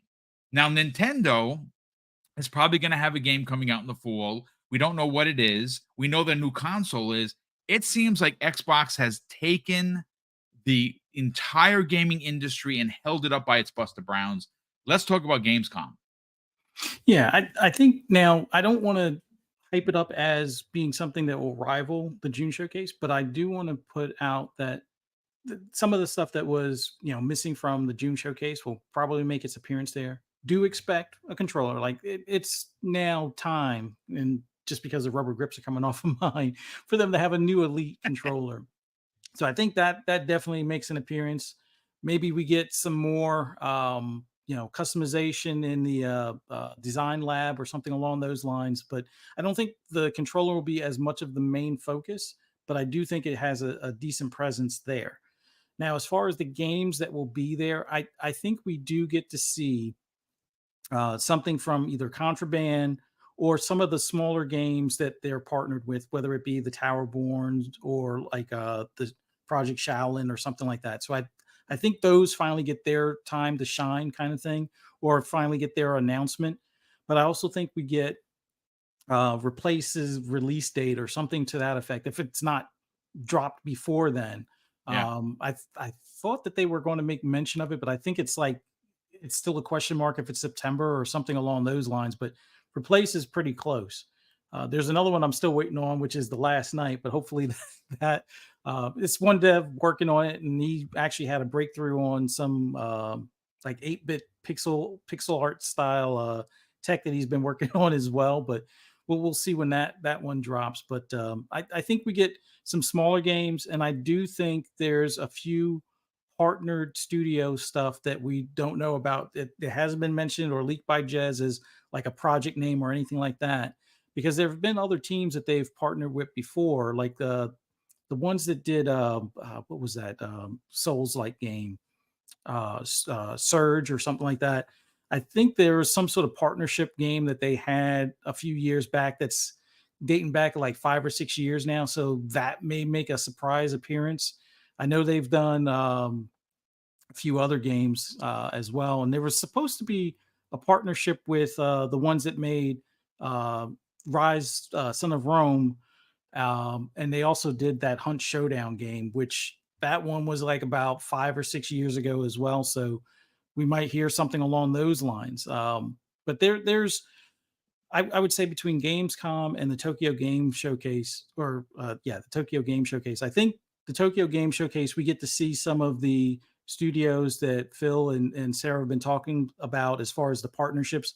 I think they said they partnered with like 40 different studios in that region. We got to see, one of the games at this past showcase, but there's a good bit more, and I think a handful of them are closer to at least being shown, and maybe a year off or so as far as being ready for release and stuff like that. But I think at Gamescom we get to see, I'm going to call, let's say 10 to 15 titles. Holy If crap! it That's winds up just being 15 titles, I think it'll only be like maybe one or two, like what we would consider like bigger titles. Like I think um, Contraband would be kind of considered that as far as with the partnership with Avalanche and things like that. But I think that we'll see a lot of the smaller games, not necessarily like indies only, but like some of your double A that are like well-known studios, not necessarily like your Remedies or anything like that, but something along those kind of lines. And I would say actually, what was that other game from uh, it's not Embark, or maybe it is Embark that does no, not the one that does the pixel or Pixar looking game, but the ones that did the Final Cut or something like that. The game that's like a free to play. They have that other sci-fi one that should be possibly announced, and I think Xbox has the marketing for that. So hopefully we get a date on that, because that one we haven't heard from in a while. But yeah, you're talking there's about the last night. well, no, the last night, Okay. that one, that was the guy that I was talking about that did the like 8-bit pixel art breakthrough. He's Yes. probably still going to be at least a year or two away, but it was, I think it's Embark Studios that are like old Battlefield devs that did like the Final Cut, or it's called the Finals. They have another game Oh, that's okay. like a Yes. sci-fi Division Destiny like type of game, and they had like a beta test or earlier. I think it was earlier this year they had the beta tests, but it should be somewhat closer to like a release or a launch date. So I wouldn't be surprised if that makes an appearance at Gamescom as well. But yeah, it's going to be wild, because there's going to be some more games that we kind of get surprised with being released still this year, and then some going into early 2025 range. So I think Gamescom, just be prepared for some hardware, but mainly controllers, uh, I'll a take a new handful one. of smaller games, and maybe one or two surprise bigger games that kind of got bumped from the June showcase. So it should be worth the watch. Unlike before, where some people are like, "Oh, I don't want to see controllers in a bowl or something like that, or see anything about Age of Empires." No, I think this will have a lot more attention, or deserve a lot more attention than some of the previous Gamescoms. Yep. No, I absolutely agree. Welcome in Hargeet Chani. Hargeet, listen, brother, welcome to the program. We're going to get your hot take in a second, but listen, shout out to Sith Lord, who actually dumped a code for Xbox Game Pass in the chat. I'm going to drop it now. I'm not going to do like a full on, like rolling the a hashtag. I'm going to tell you, I'm going to drop them in the next minute or so. If you're the quickest draw, you get a month of Xbox Game Pass courtesy of Sith Lord. Brother, thank you so much for the generosity. I would definitely appreciate that here. Sorry I didn't do it 2 days ago. It's just been so crazy that sometimes I forget. I'm glad you reminded me. So I'm going to drop that code in there right now, folks. And again, quick draw McGraw. Please thank Sith Lord if you are the winner of this 1 month Xbox Game Pass Ultimate code. It's in there. Let's go, ladies and gentlemen. Thank you, Sith Lord, once again. Hargeet, listen, we have you here. Obviously the talk was, of course, regarding the showcase. We've already talked about that to death. Gamescom is upon us. Yep. It is coming in August. Apparently, thanks to Paris Lilly, and his, who he's spoken to in Xbox, be prepared. Obviously, we heard from Fuzzy Belvedere that this show was originally slated to be almost 3.5 hours. They had to cut a lot from it to make it feasible. Makes perfect sense. Wow. Gamescom apparently is going to be a thing, and this is on the heels of still the Game Awards, the Tokyo Game Show, and that June showcase, which by any definition, on any day of the week, was probably the best showcase in the history of showcases. It's definitely the best Xbox showcase, without a doubt. Let's talk about it. Yeah, I like the first thing I want to point out is the assumption that like, hey, this was awesome, and will that keep going? Just think of the way it's kind of scheduling, right? They're gonna have 4 to 5 games at least every year to give you just live updates, right? Because of the 17, you had things like Elder Scrolls and Diablo, Fallout, things like that, right? And if you want to count Shattered Space, that's a 6th, right? So they have 5 live service games like CFDs, all the updates. So that right there, it's like 5 games. Then they have 4 to 5 games. It's Call of Duty, but then 4 or 5 other games that are coming out every year that they're going to give you the next 2 years of roadmaps. So you have 15 plus guaranteed. Every June, you're going to get that in their showcase, and they still will have more with all these third-party deals they're making for content for themselves, right? And that's where it might end up having to go to a Gamescom and having to go to a, an OD showing up on a Game Awards. They have too many games. That's just really the way it is, right? Like Fonz was shouting in the thing, too many games. That's right. They really are. Because this is the sure was cadence shouting that, wasn't now. he? Right, this is the cadence you're going to be at now, right? There's like 8 to 10 games, like 8 at least first party games this year, right? It's ludicrous how much is happening, but that's the way it is, right? That's not even counting like the live updates, right? There's all those updates that keep happening, DLCs keep coming. That is kind of the world we're in. What do we think from Gamescom? I think they're going to keep some of the bigger announcements for Game Awards just because of the larger number of people viewing it, all over the world. Gamescom just generally doesn't tend to gain that much as far as people watching it. So they might temper things there, but there's still gonna be stuff there. And they might change that calculus going forward to say, maybe that is a big show because Xbox has something to tell us, right? Because they're one of the biggest publishers, right? So it's up to them to sort of make that switch. What kind of things? I don't know if it's going to be like, here's a massively new like reveal of something that's coming 4 years out, right? I doubt they would do that because that would be awesome for the showcase. Or Game Awards. That's probably like they did with Blade, right? Blade, boom, here you go. Here's something that's coming to Xbox. Great enthusiasm, right? I don't know that it would do something like that at Gamescom, but I kind of agree with what you guys have been saying. It's going to be more like, the games that we missed, right? The ones that we kind of know about. It's like, hey, where are the updates for these things, right? There's games coming, right? Like they're imminent. Where are the updates for those? I think you're going to see that. But what I really wanted to point out was like, you should expect this cadence going forward.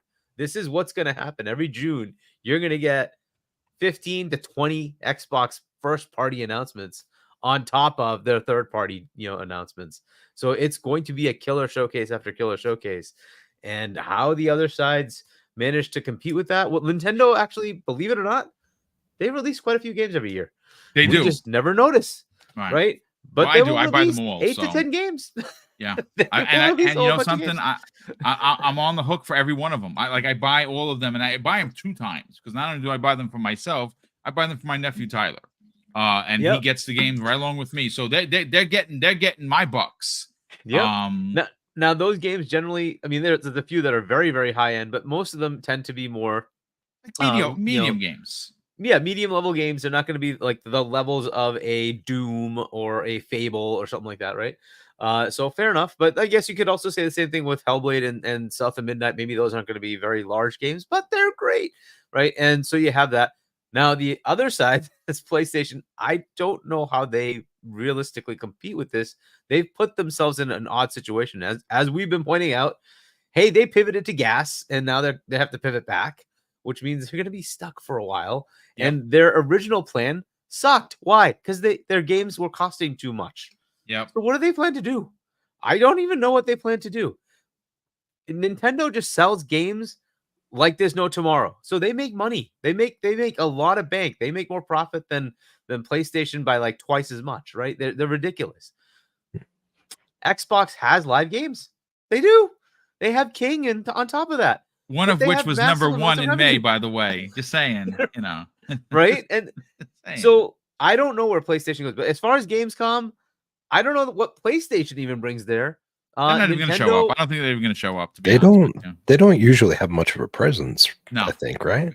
If they even like show the up at Jim all. Ryan era kind of destroyed any level of enthusiasm for that brand, Yeah. to me anyways. When it was Yeah. the Sean Layden era, they would still be putting stuff out there, right? They would be engaging with it's totally different now, right? The Jim Ryan era is why should I waste my money? People are lining up to buy my console anyway. So Yep. he just took away all that enthusiasm. Well, here's the problem. That showcase tells you that you need to compete. You will need to bring it, right? And now you got freaking articles written by PlayStation centric media saying, where is PlayStation? What's going on? Right. And that, I don't know what they plan to do next. We'll see. But if they continue this pattern, which I've been pointing out, the enthusiasm gap will be a massive problem for them. It will shift people to the other side because people just want to have some fun. And if you have more fun things on the other side, they're going to go there. It's just the way it is, right? You're not going to want to just stick around to like, oh, I'm a sourpuss sitting on this. There's no games coming. What the heck am I like? No, they're going to go. And look, Nintendo's coming. They're going to be releasing a whole new Switch. And that's going to have a whole lineup of new games. And by the way, they're going to play everything. So, yeah, good luck in that environment where two competitors are now coming at you. What are you going to do if you don't? They have to change their mindset. I don't know what the heck they're going to do, to be honest, right? They'd have to buy smaller studios, maybe start making smaller games, start increasing the cadence, right? But anything they start now, just like with Xbox, right? How Phil got all this freaking backlash. And I kept telling people, just calm down. The games are coming. 2018, he bought studios. Those games are coming now, 6 years later, right? That's what they're in for. You're going to be waiting at least a half a decade to get into a cadence to give you more games on the other side. Nintendo is going to Nintendo. They're going to keep churning games. That's what they do. So they're always going to be sitting pretty. Xbox is going to be doing this cadence pretty much every year now. They have too many studios for it not to be this way. You're just going to keep seeing this over and over and over, right? And then, as I've been saying, every show is going to be an Xbox show because that's how it is. They have so much to tell you. So every show is going to be an Xbox show. Where's PlayStation going to live in this? I don't know, right? And this is the Jim Ryan era playing out. The whole decision making that he had it's not gamer friendly, and now you're going to see the output of that. I hope they find somebody that can actually change that. Maybe the two new co-CEOs do that. We'll see, but that's kind of where they are, and you can start to see the narratives flipping a bit, right? I've been saying the media will eventually have to deal with it. They'll have to. You'll still have holdouts. It'll be years, but they will eventually flip too. There's no way out of it. They will. Well, Hargeet, you also mentioned the fact, like, obviously, like every show is going to be an Xbox show moving forward.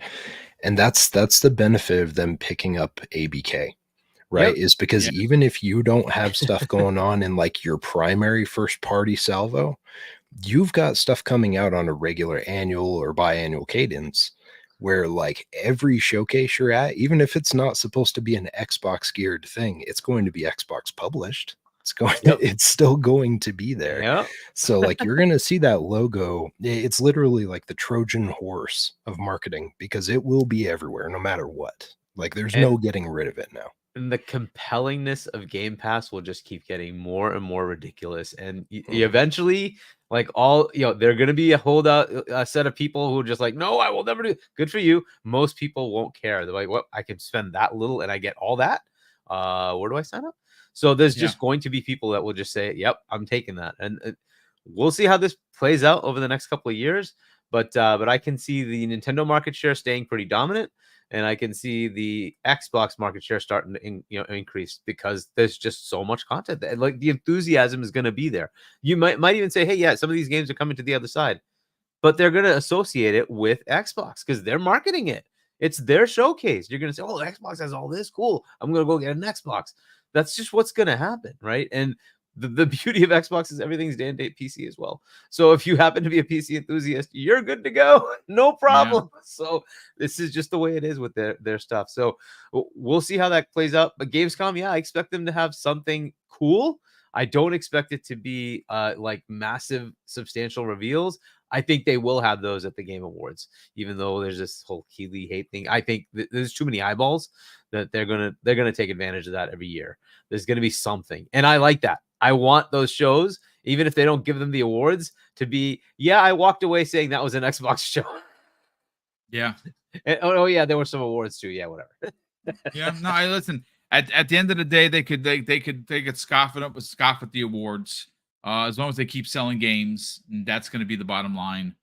Shout out to Kai Nakagawa 7, who says, just heads up, Tokyo Game Show is confirmed for September 26th through the 29th. I believe that's Silent Cypher. What's up, Silent? How you feeling, brother? He says, if you can pass that confirmation along of the dates, it'd be great. Yeah, obviously. So yeah, September 26th through September 29th is the Tokyo Game Show. That's coming on the heels of Gamescom, and then right after show for Xbox too. yeah, another big show. So it's pretty ridiculous. But speaking of showcases, being that we have about 25 minutes left of the show, I would be remiss, ladies and gentlemen, if I didn't bring up what I have in front of me. Now, someone, and I believe it's at Xbox BG, did this list, and it's a list of the 4 major showcases that happened last weekend. Obviously, you had the Xbox showcase, you had the Ubisoft event, you had the Summer Games Fest, and then you had the PlayStation showcase to start it off. So I'm all about evidence-based conversation, right? Like, we can have our opinions about what console you like better and you don't. What's your favorite platform? What's your favorite hero or villain? It's fine. We can all have different opinions. But what we can't do is argue the numbers, because the numbers are facts. So I'm going to read from start to where it ended. These are according to Geoff Keighley's polls. These are all official Geoff Keighley polls that he does almost after every event. And let's start with the state of PlayStation. A got a 6%, B got a 19%, C got a 33%, D or below, 42% of the populace rated the state of disappointment a D, 42%. Now let's get over to Keighley's own Summer Game Fest event. 9% of the gamers said it was an A. 24% said it was a B. 27% said it was a C, and over 40% of the gaming populace gave it a D or below. Now, of course, the Ubisoft event, which was okay, a little disappointing for me as a Splinter Cell fan. I don't understand what is happening, but we didn't get Splinter Cell again. It's like 8 years running. I don't understand what's happening. 10% of the gaming populace gave it a A. 32% gave it a B, 25% gave it a C, and 33% gave it a D or below. Those are all just terrible reviews. That's what it is. So, gentlemen, let's talk Xbox. I'm going right back to Silent Cypher. Check these numbers out. According to Geoff Keighley's official poll, Xbox was rated as an A by 66% of the gaming populace. 22% gave it a B, 6% gave it a C, and only 6% gave it a D or below. Let's talk about these numbers, because I don't think it's not even arguable, right? Like it is these are the numbers. These are officially taken from Geoff Keighley's Twitter account. These are the end of stats. There's no denying it. Xbox has won the day. They didn't just win, though, because again, if you go back and you look, and let me break this down so it's a lot easier. If we just go based on the ranking of A and B, right? The PlayStation State of Play got a whopping 25% for A and B, right?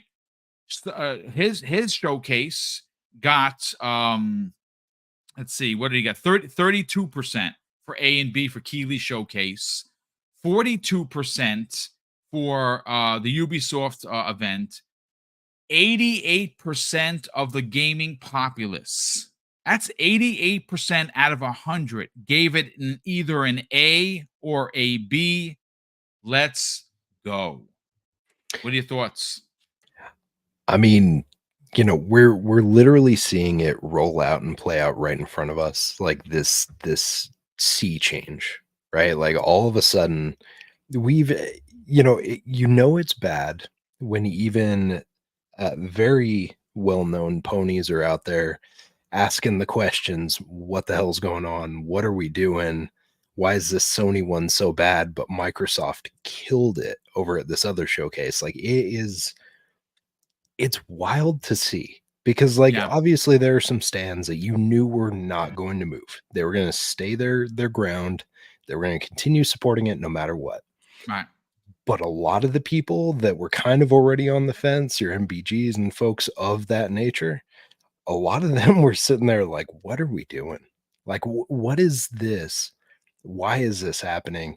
I actually had a lot of people sending me pictures in Twitter DMs showing me like, hey, look at this person that's going to go grab an Xbox. Hey, look at this person that Yeah, just got Game a lot Pass. of Hey, that. look at, and I'm just like, this is one of those moments that Microsoft has needed for a long time. They've said it in the past, they lost the wrong generation when it came to the digital library and stuff. Like Xbox One was a bad time for them when it came to that.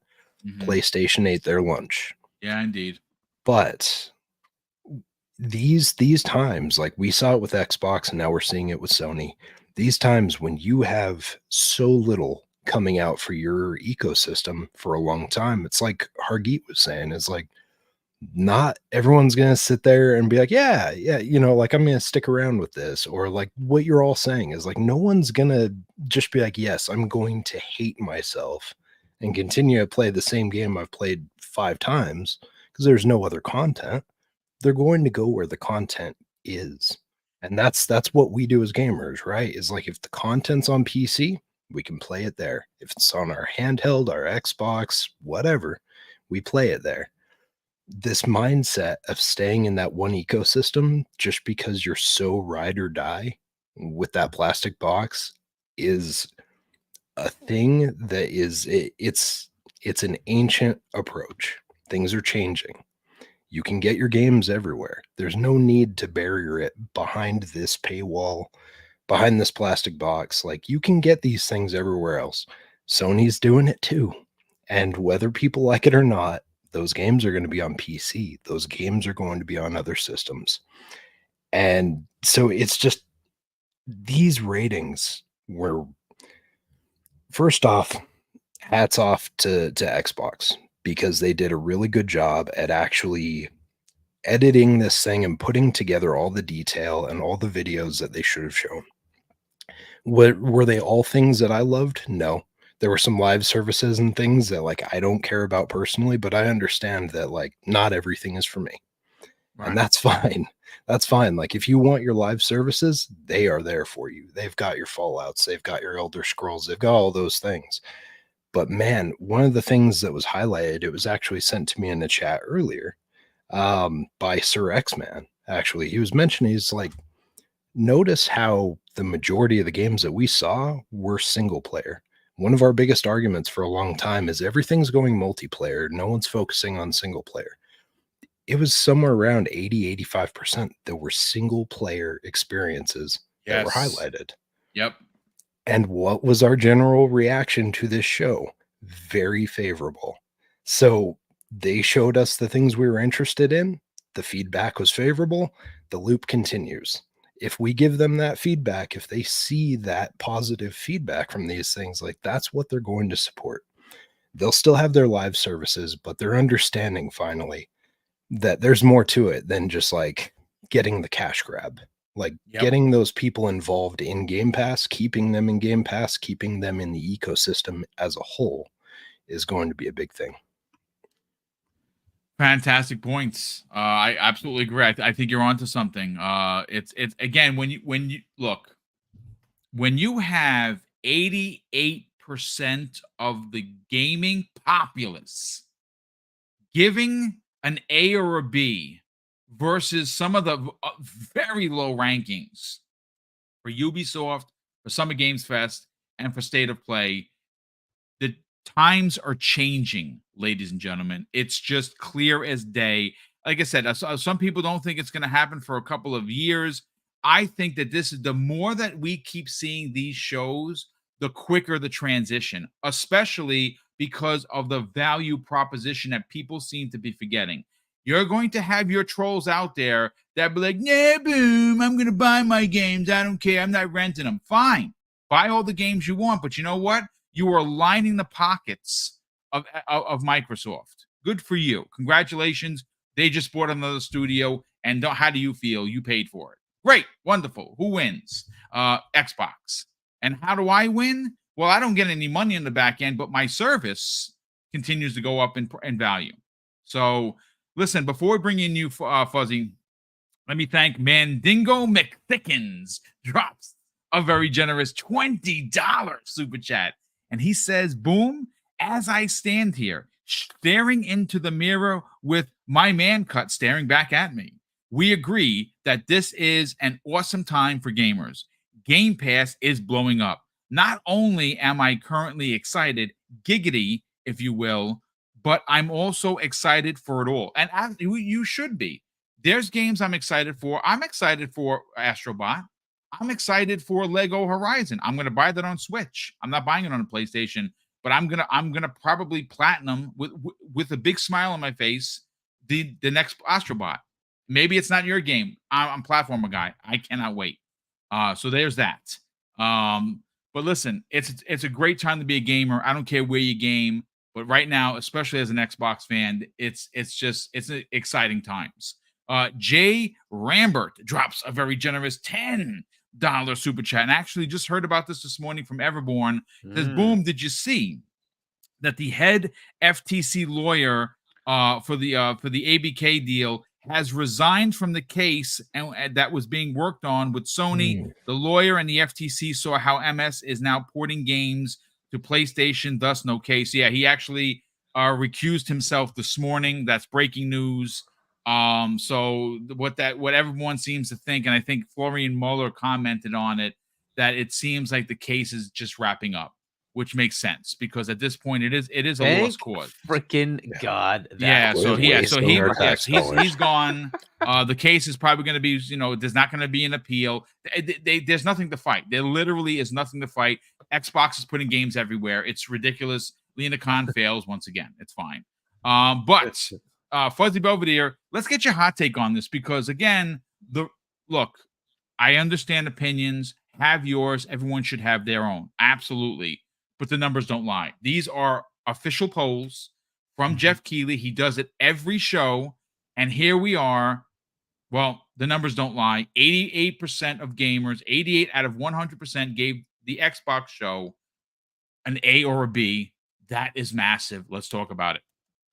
And I think another big thing is the number of people that participated. Now, not as many people participated in the Ubisoft one, but all of these were over 100,000. In fact, the one for the Game Fest was like 250,000 participants that said it was dog water. But for the most part, it's good to see that all of the stuff that Xbox has been working on, their teams as far as getting these games ready, putting the showcase together. Tina Amini and that team definitely knocked it out of the park. As far as giving us fans what we've asked for, as far as like a mixture of gameplay and cinematics and some of the stuff that gets us excited for those games. And it seems like they found a nice balance as far as what they show, how they show it. Now they just got to figure out how many other places they get to show it as far as the additional content that they have. But to have like 88% of the populace that follow Keighley, or maybe most of them don't even follow Keighley, but just to participate in that poll, and a lot of the sentiment that we've seen online, in reaction videos, in posts on Twitter and Threads and other social media platforms, the Xbox showcase was well received across the board. So this is I would say the beginning of the tipping point to some extent.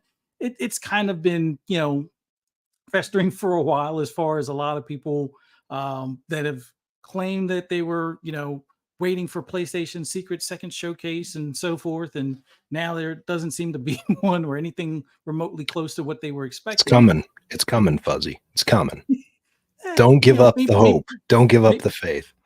maybe in 2025 they'll get something showing Yeah. Ghost of Tsushima 2 or something. But even then, I think at that point, unless they do a dream showcase kind of thing, it's going to be a hard road for Sony. Yes, they Yeah. still have their loyal fans to some extent. Yes, they're still going to have a good bit of the market share for now.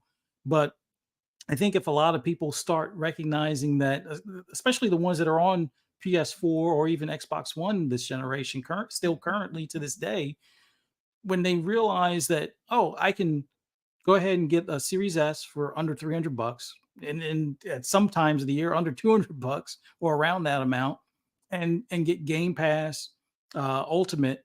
I can have access to all the Call of Duties that I've already purchased elsewhere and not have to rebuy them. I can just play them, and I get all the new ones day and date, and I get like some of the pre-order stuff without spending anything more than my subscription service. Plus, I get access to a ton of first-party titles and their back catalog. Like, especially if somebody was, strictly PlayStation and they're now finding out about Xbox and all their games and titles and series and stuff, all of that's in Game Pass. So they don't have to like feel like they're left out. They'll like they see the hype on like things like E-Day for Gears of War, and they're like, well, what's this Gears of War about now? Well, they could just hop into Game Pass and play all the previous ones and stuff. So it's a good time for Xbox to kind of, like I've seen some people put it in the chat. Shout out to Big Bad Mo.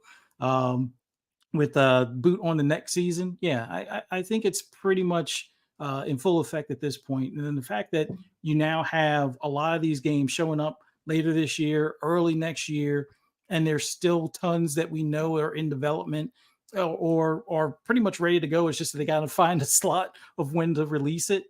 Yeah, it's a damn good time to be an Xbox gamer. But yeah, those polls don't lie.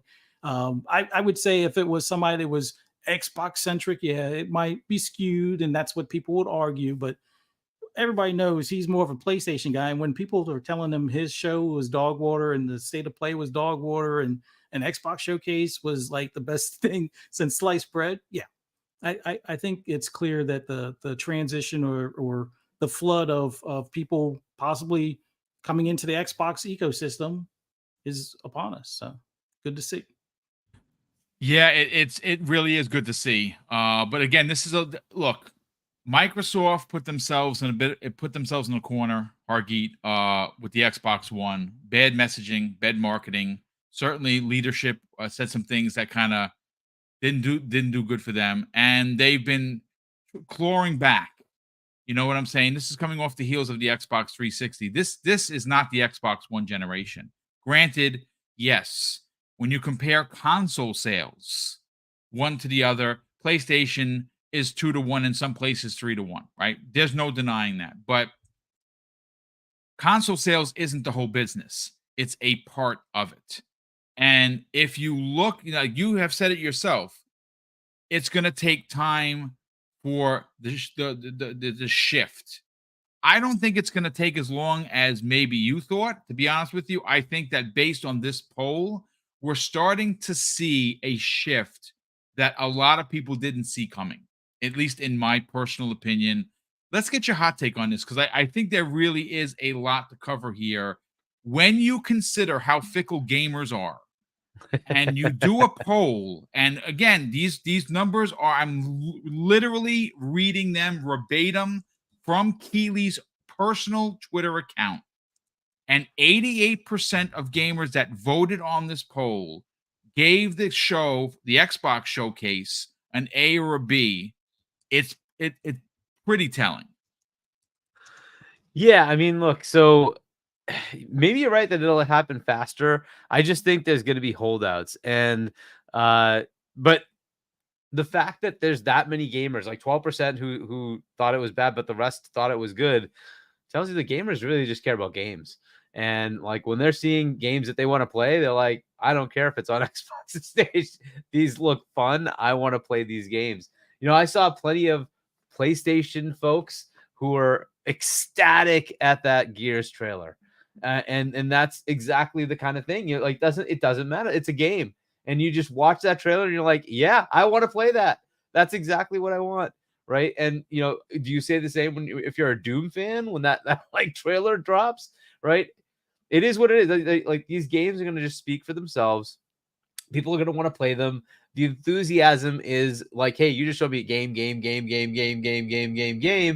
and we're not done, right? There's more to come. And we know of many games that they haven't even given us updates on. And then we don't know about games that they're still working on that we just don't even know about, right? And there's just so much more for them to do. And on the other side, you get Lego Horizon, you get Concord, and you get Astro. Okay, cool. That's something. But is that going to drive a lot of PlayStation adoption? I don't know, right? If you look at the two, you're going to probably say, yeah, there's more enthusiasm this side over here.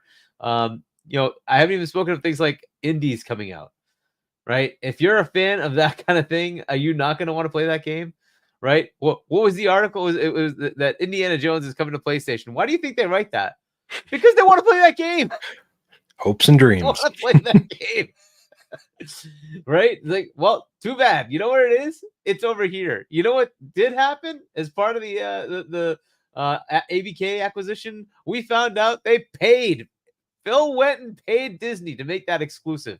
Yep. So, gee, are they going to turn around and undo that? I don't know. They spent money to say, no, we're not putting it over there. So, at least for a while, it ain't coming anywhere else. It's going to be on Xbox. You want to play it, Xbox PC, you're good to go. Cloud, you can play it there too. But hey, if you want to engage in this world, we're ready to bring you in. Come on over, have fun, play games.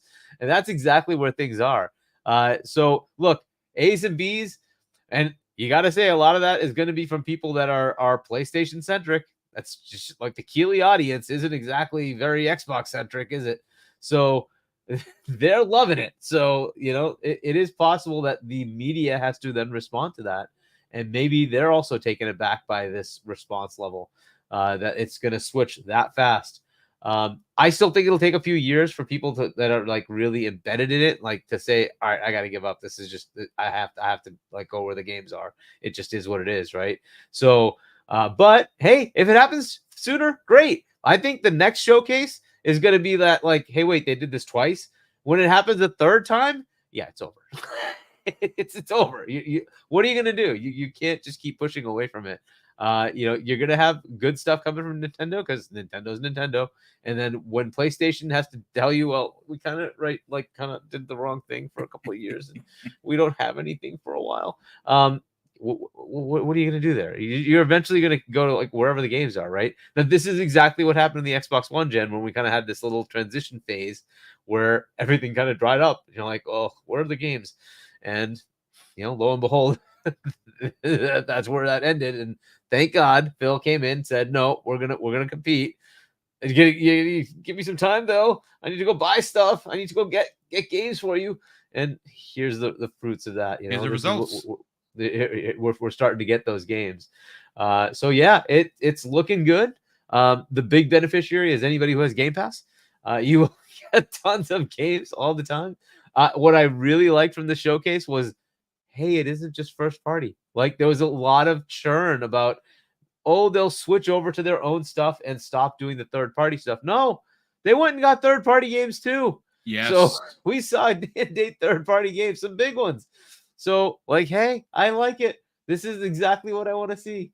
Keep giving me third party games day and date. Keep giving me all those first parties day and date. This is a great service. Anybody who has Game Pass, you're just going to be eaten. It's going to be awesome. Right. And you want to have these A's and B showcases, right? Like continuously. And that's basically where they are. You're going to see more and more of this stuff every showcase that comes out outside of their own showcase, right? Gamescom's coming up. You're going to have the Game Awards, Tokyo Game Show.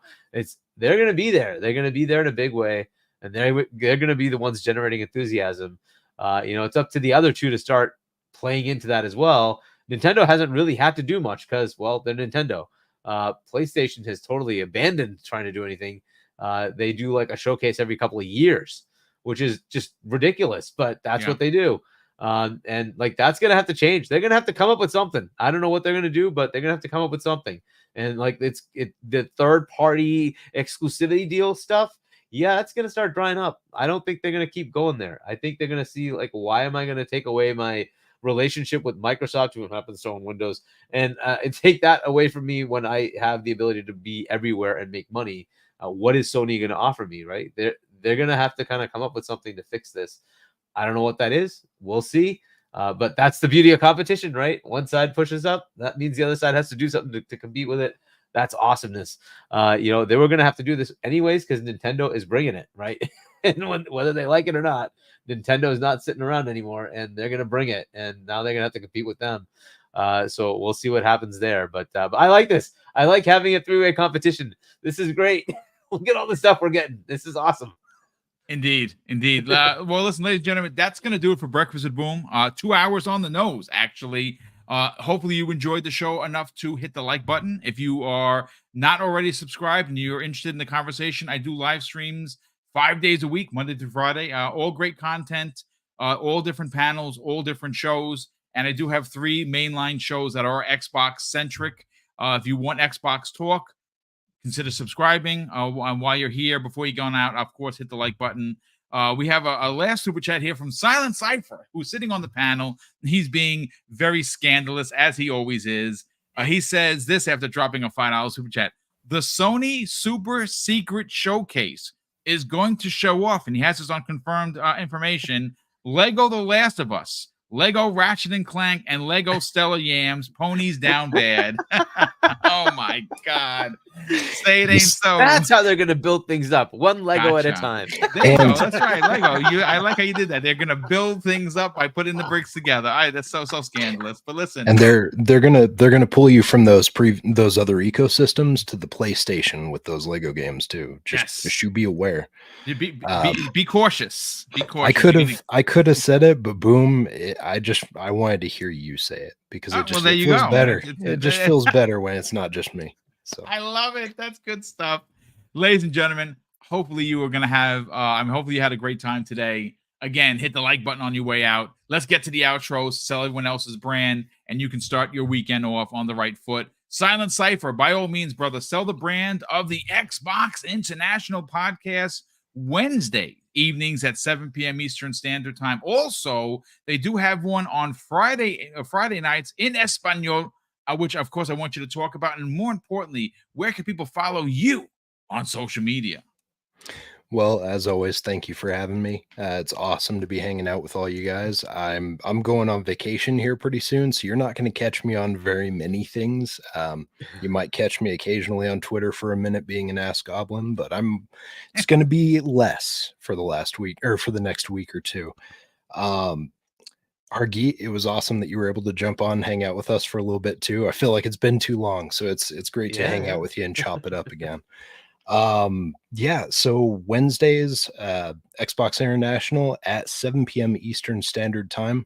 Obviously, we share the same time slot as Mr. Boomstick right here, but the way I approach it is whether you watch us live or you watch him live, as long as you get to the content and you see it later and you enjoy it, that's all that matters. And if you ever have feedback, feel free to reach out. If you ever want Louis to be stuck in timeout more, you just let us know. We will take care of that for you. And then Fridays, yes, Xbox in Espanol at 7 p.m. Eastern Standard Time as well, of which those guys are killing it over there too. LVO, we've got ASCAB, we've got Eternal Shaddai. Those guys have been killing it over there. It's been great. And yeah, they actually just did a big indie showcase. It was a Latin indie showcase this last weekend as well. So you don't have to know Spanish to watch the showcase, but go over there, check it out. It was definitely worth watching those trailers. There's some awesome looking stuff coming. Nice. But yeah, you'll catch me around. But thank you again for having me, and I look forward to seeing you in about 2 weeks. Yes, absolutely, brother. Enjoy your vacation, brother, and we'll see you when you get back.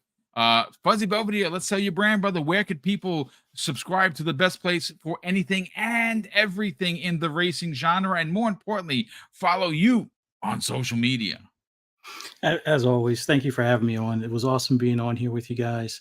Always awesome being on the podcast with Silent Cypher and you, Boom, and always love having Hargeet jump in as well. Love hearing you guys' takes, man. This is like the greatest time right now as far as being a gamer and just the sheer flood of games that we have on the plate right now. Yeah, this is like perfect timing all around. But glad to be here. Thanks to everybody in the chat for checking us out and interacting with us. We greatly appreciate it. For those of you on Twitter, come over to YouTube. Please hit that like button, subscribe if you haven't already. Greatly appreciate it. And for those that want to hear my rambles and rants on anything gaming related, you can always find me on the app formerly known as Twitter at fuzzy_Belvedere. You can also find me on other podcasts like later on tonight, Xbox Ultimate, 10 p.m. on Fun Speculations channel. That's 10 p.m. Eastern Standard Time. No podcast on Saturday for a bit. But on Sunday, me and 3-Bit will be doing Pixelated Echoes at 8:30 p.m. Eastern Standard Time on Sunday. And then hope to see everyone right back here for Xbox Lunch Break Special, 12 noon on Monday. Hope to see you guys there. Thanks again. Thanks so much for being a part of the show, brother. Super appreciate that. And last no way least, Hargeet Chani, brother, let's sell not only your book, but you also have been putting up a ton of content on your YouTube channel. Where could people subscribe to that? And more importantly, potentially buy your new sci-fi novel? Yeah, so check out my sci-fi novel. It's Emergence, not to be confused with Emergence Day, which is fantastic in E-Day, the trailer. But shop.shiny.us, you can go to that URL and it'll send you over to the page on Amazon or Barnes & Noble, etc. It's got each country. You can go there. If you want a signed copy, there's options available there as well. You can also subscribe to my channel. It's Hargeet Chani 1 on YouTube. So check that out. I did record reaction videos for every one of the trailers as we were at FanFest. You can check those out. Mine's up to like 20-something thousand views, Boom, just like yours for Gears. Wow, nice. Man, that thing just like blew up, man. Exploded, yeah. It's crazy. Yeah, check that out. And then I will be putting in some more videos. I'll probably be doing things about like, hey, how this is going to be the norm for showcases. I'm still putting together the one about like Sony's status, which is just getting more and more dire. But anyway, that'll come at some point. But yeah, you can check out those videos. And then, yeah, I'll be on tonight on C Money and Doodles night shift. That's at 7 p.m. US Eastern Time on Point for Gamers. So check that out. We'll probably be on for, as usual, like 4 to 5 hours, maybe longer. Just keeps going. So yeah, and then we'll be back on Sunday. Fonz Gaming. It's GT and GameStop Live. D-Batch will be joining us to go over what we thought of the showcase. Nice. Yeah. So we'll get Fonz's take, Grumpy Fonz, and what he thought of the showcase and what rating he gave it. Nice. We're looking forward to that as always. And thank you so much for being a part of today's show. Ladies and gentlemen, once again, thank you for tuning in to the new episode of Breakfast with Boom. Of course, I want to say a big thank you to all of the super chats that have come in. We do have a channel member message that popped in on the back end. I want to thank him. Pragmatic Eagle, who's been a channel member, holy matrimony, for 56 months. That is as long as the channel has been around. Brother, I cannot thank you for the tireless support. He says, everyone, have a great weekend. Happy Father's Day to all dads out there. Being a dad is the best thing in the world. Yes, happy Father's Day to all the dads out there.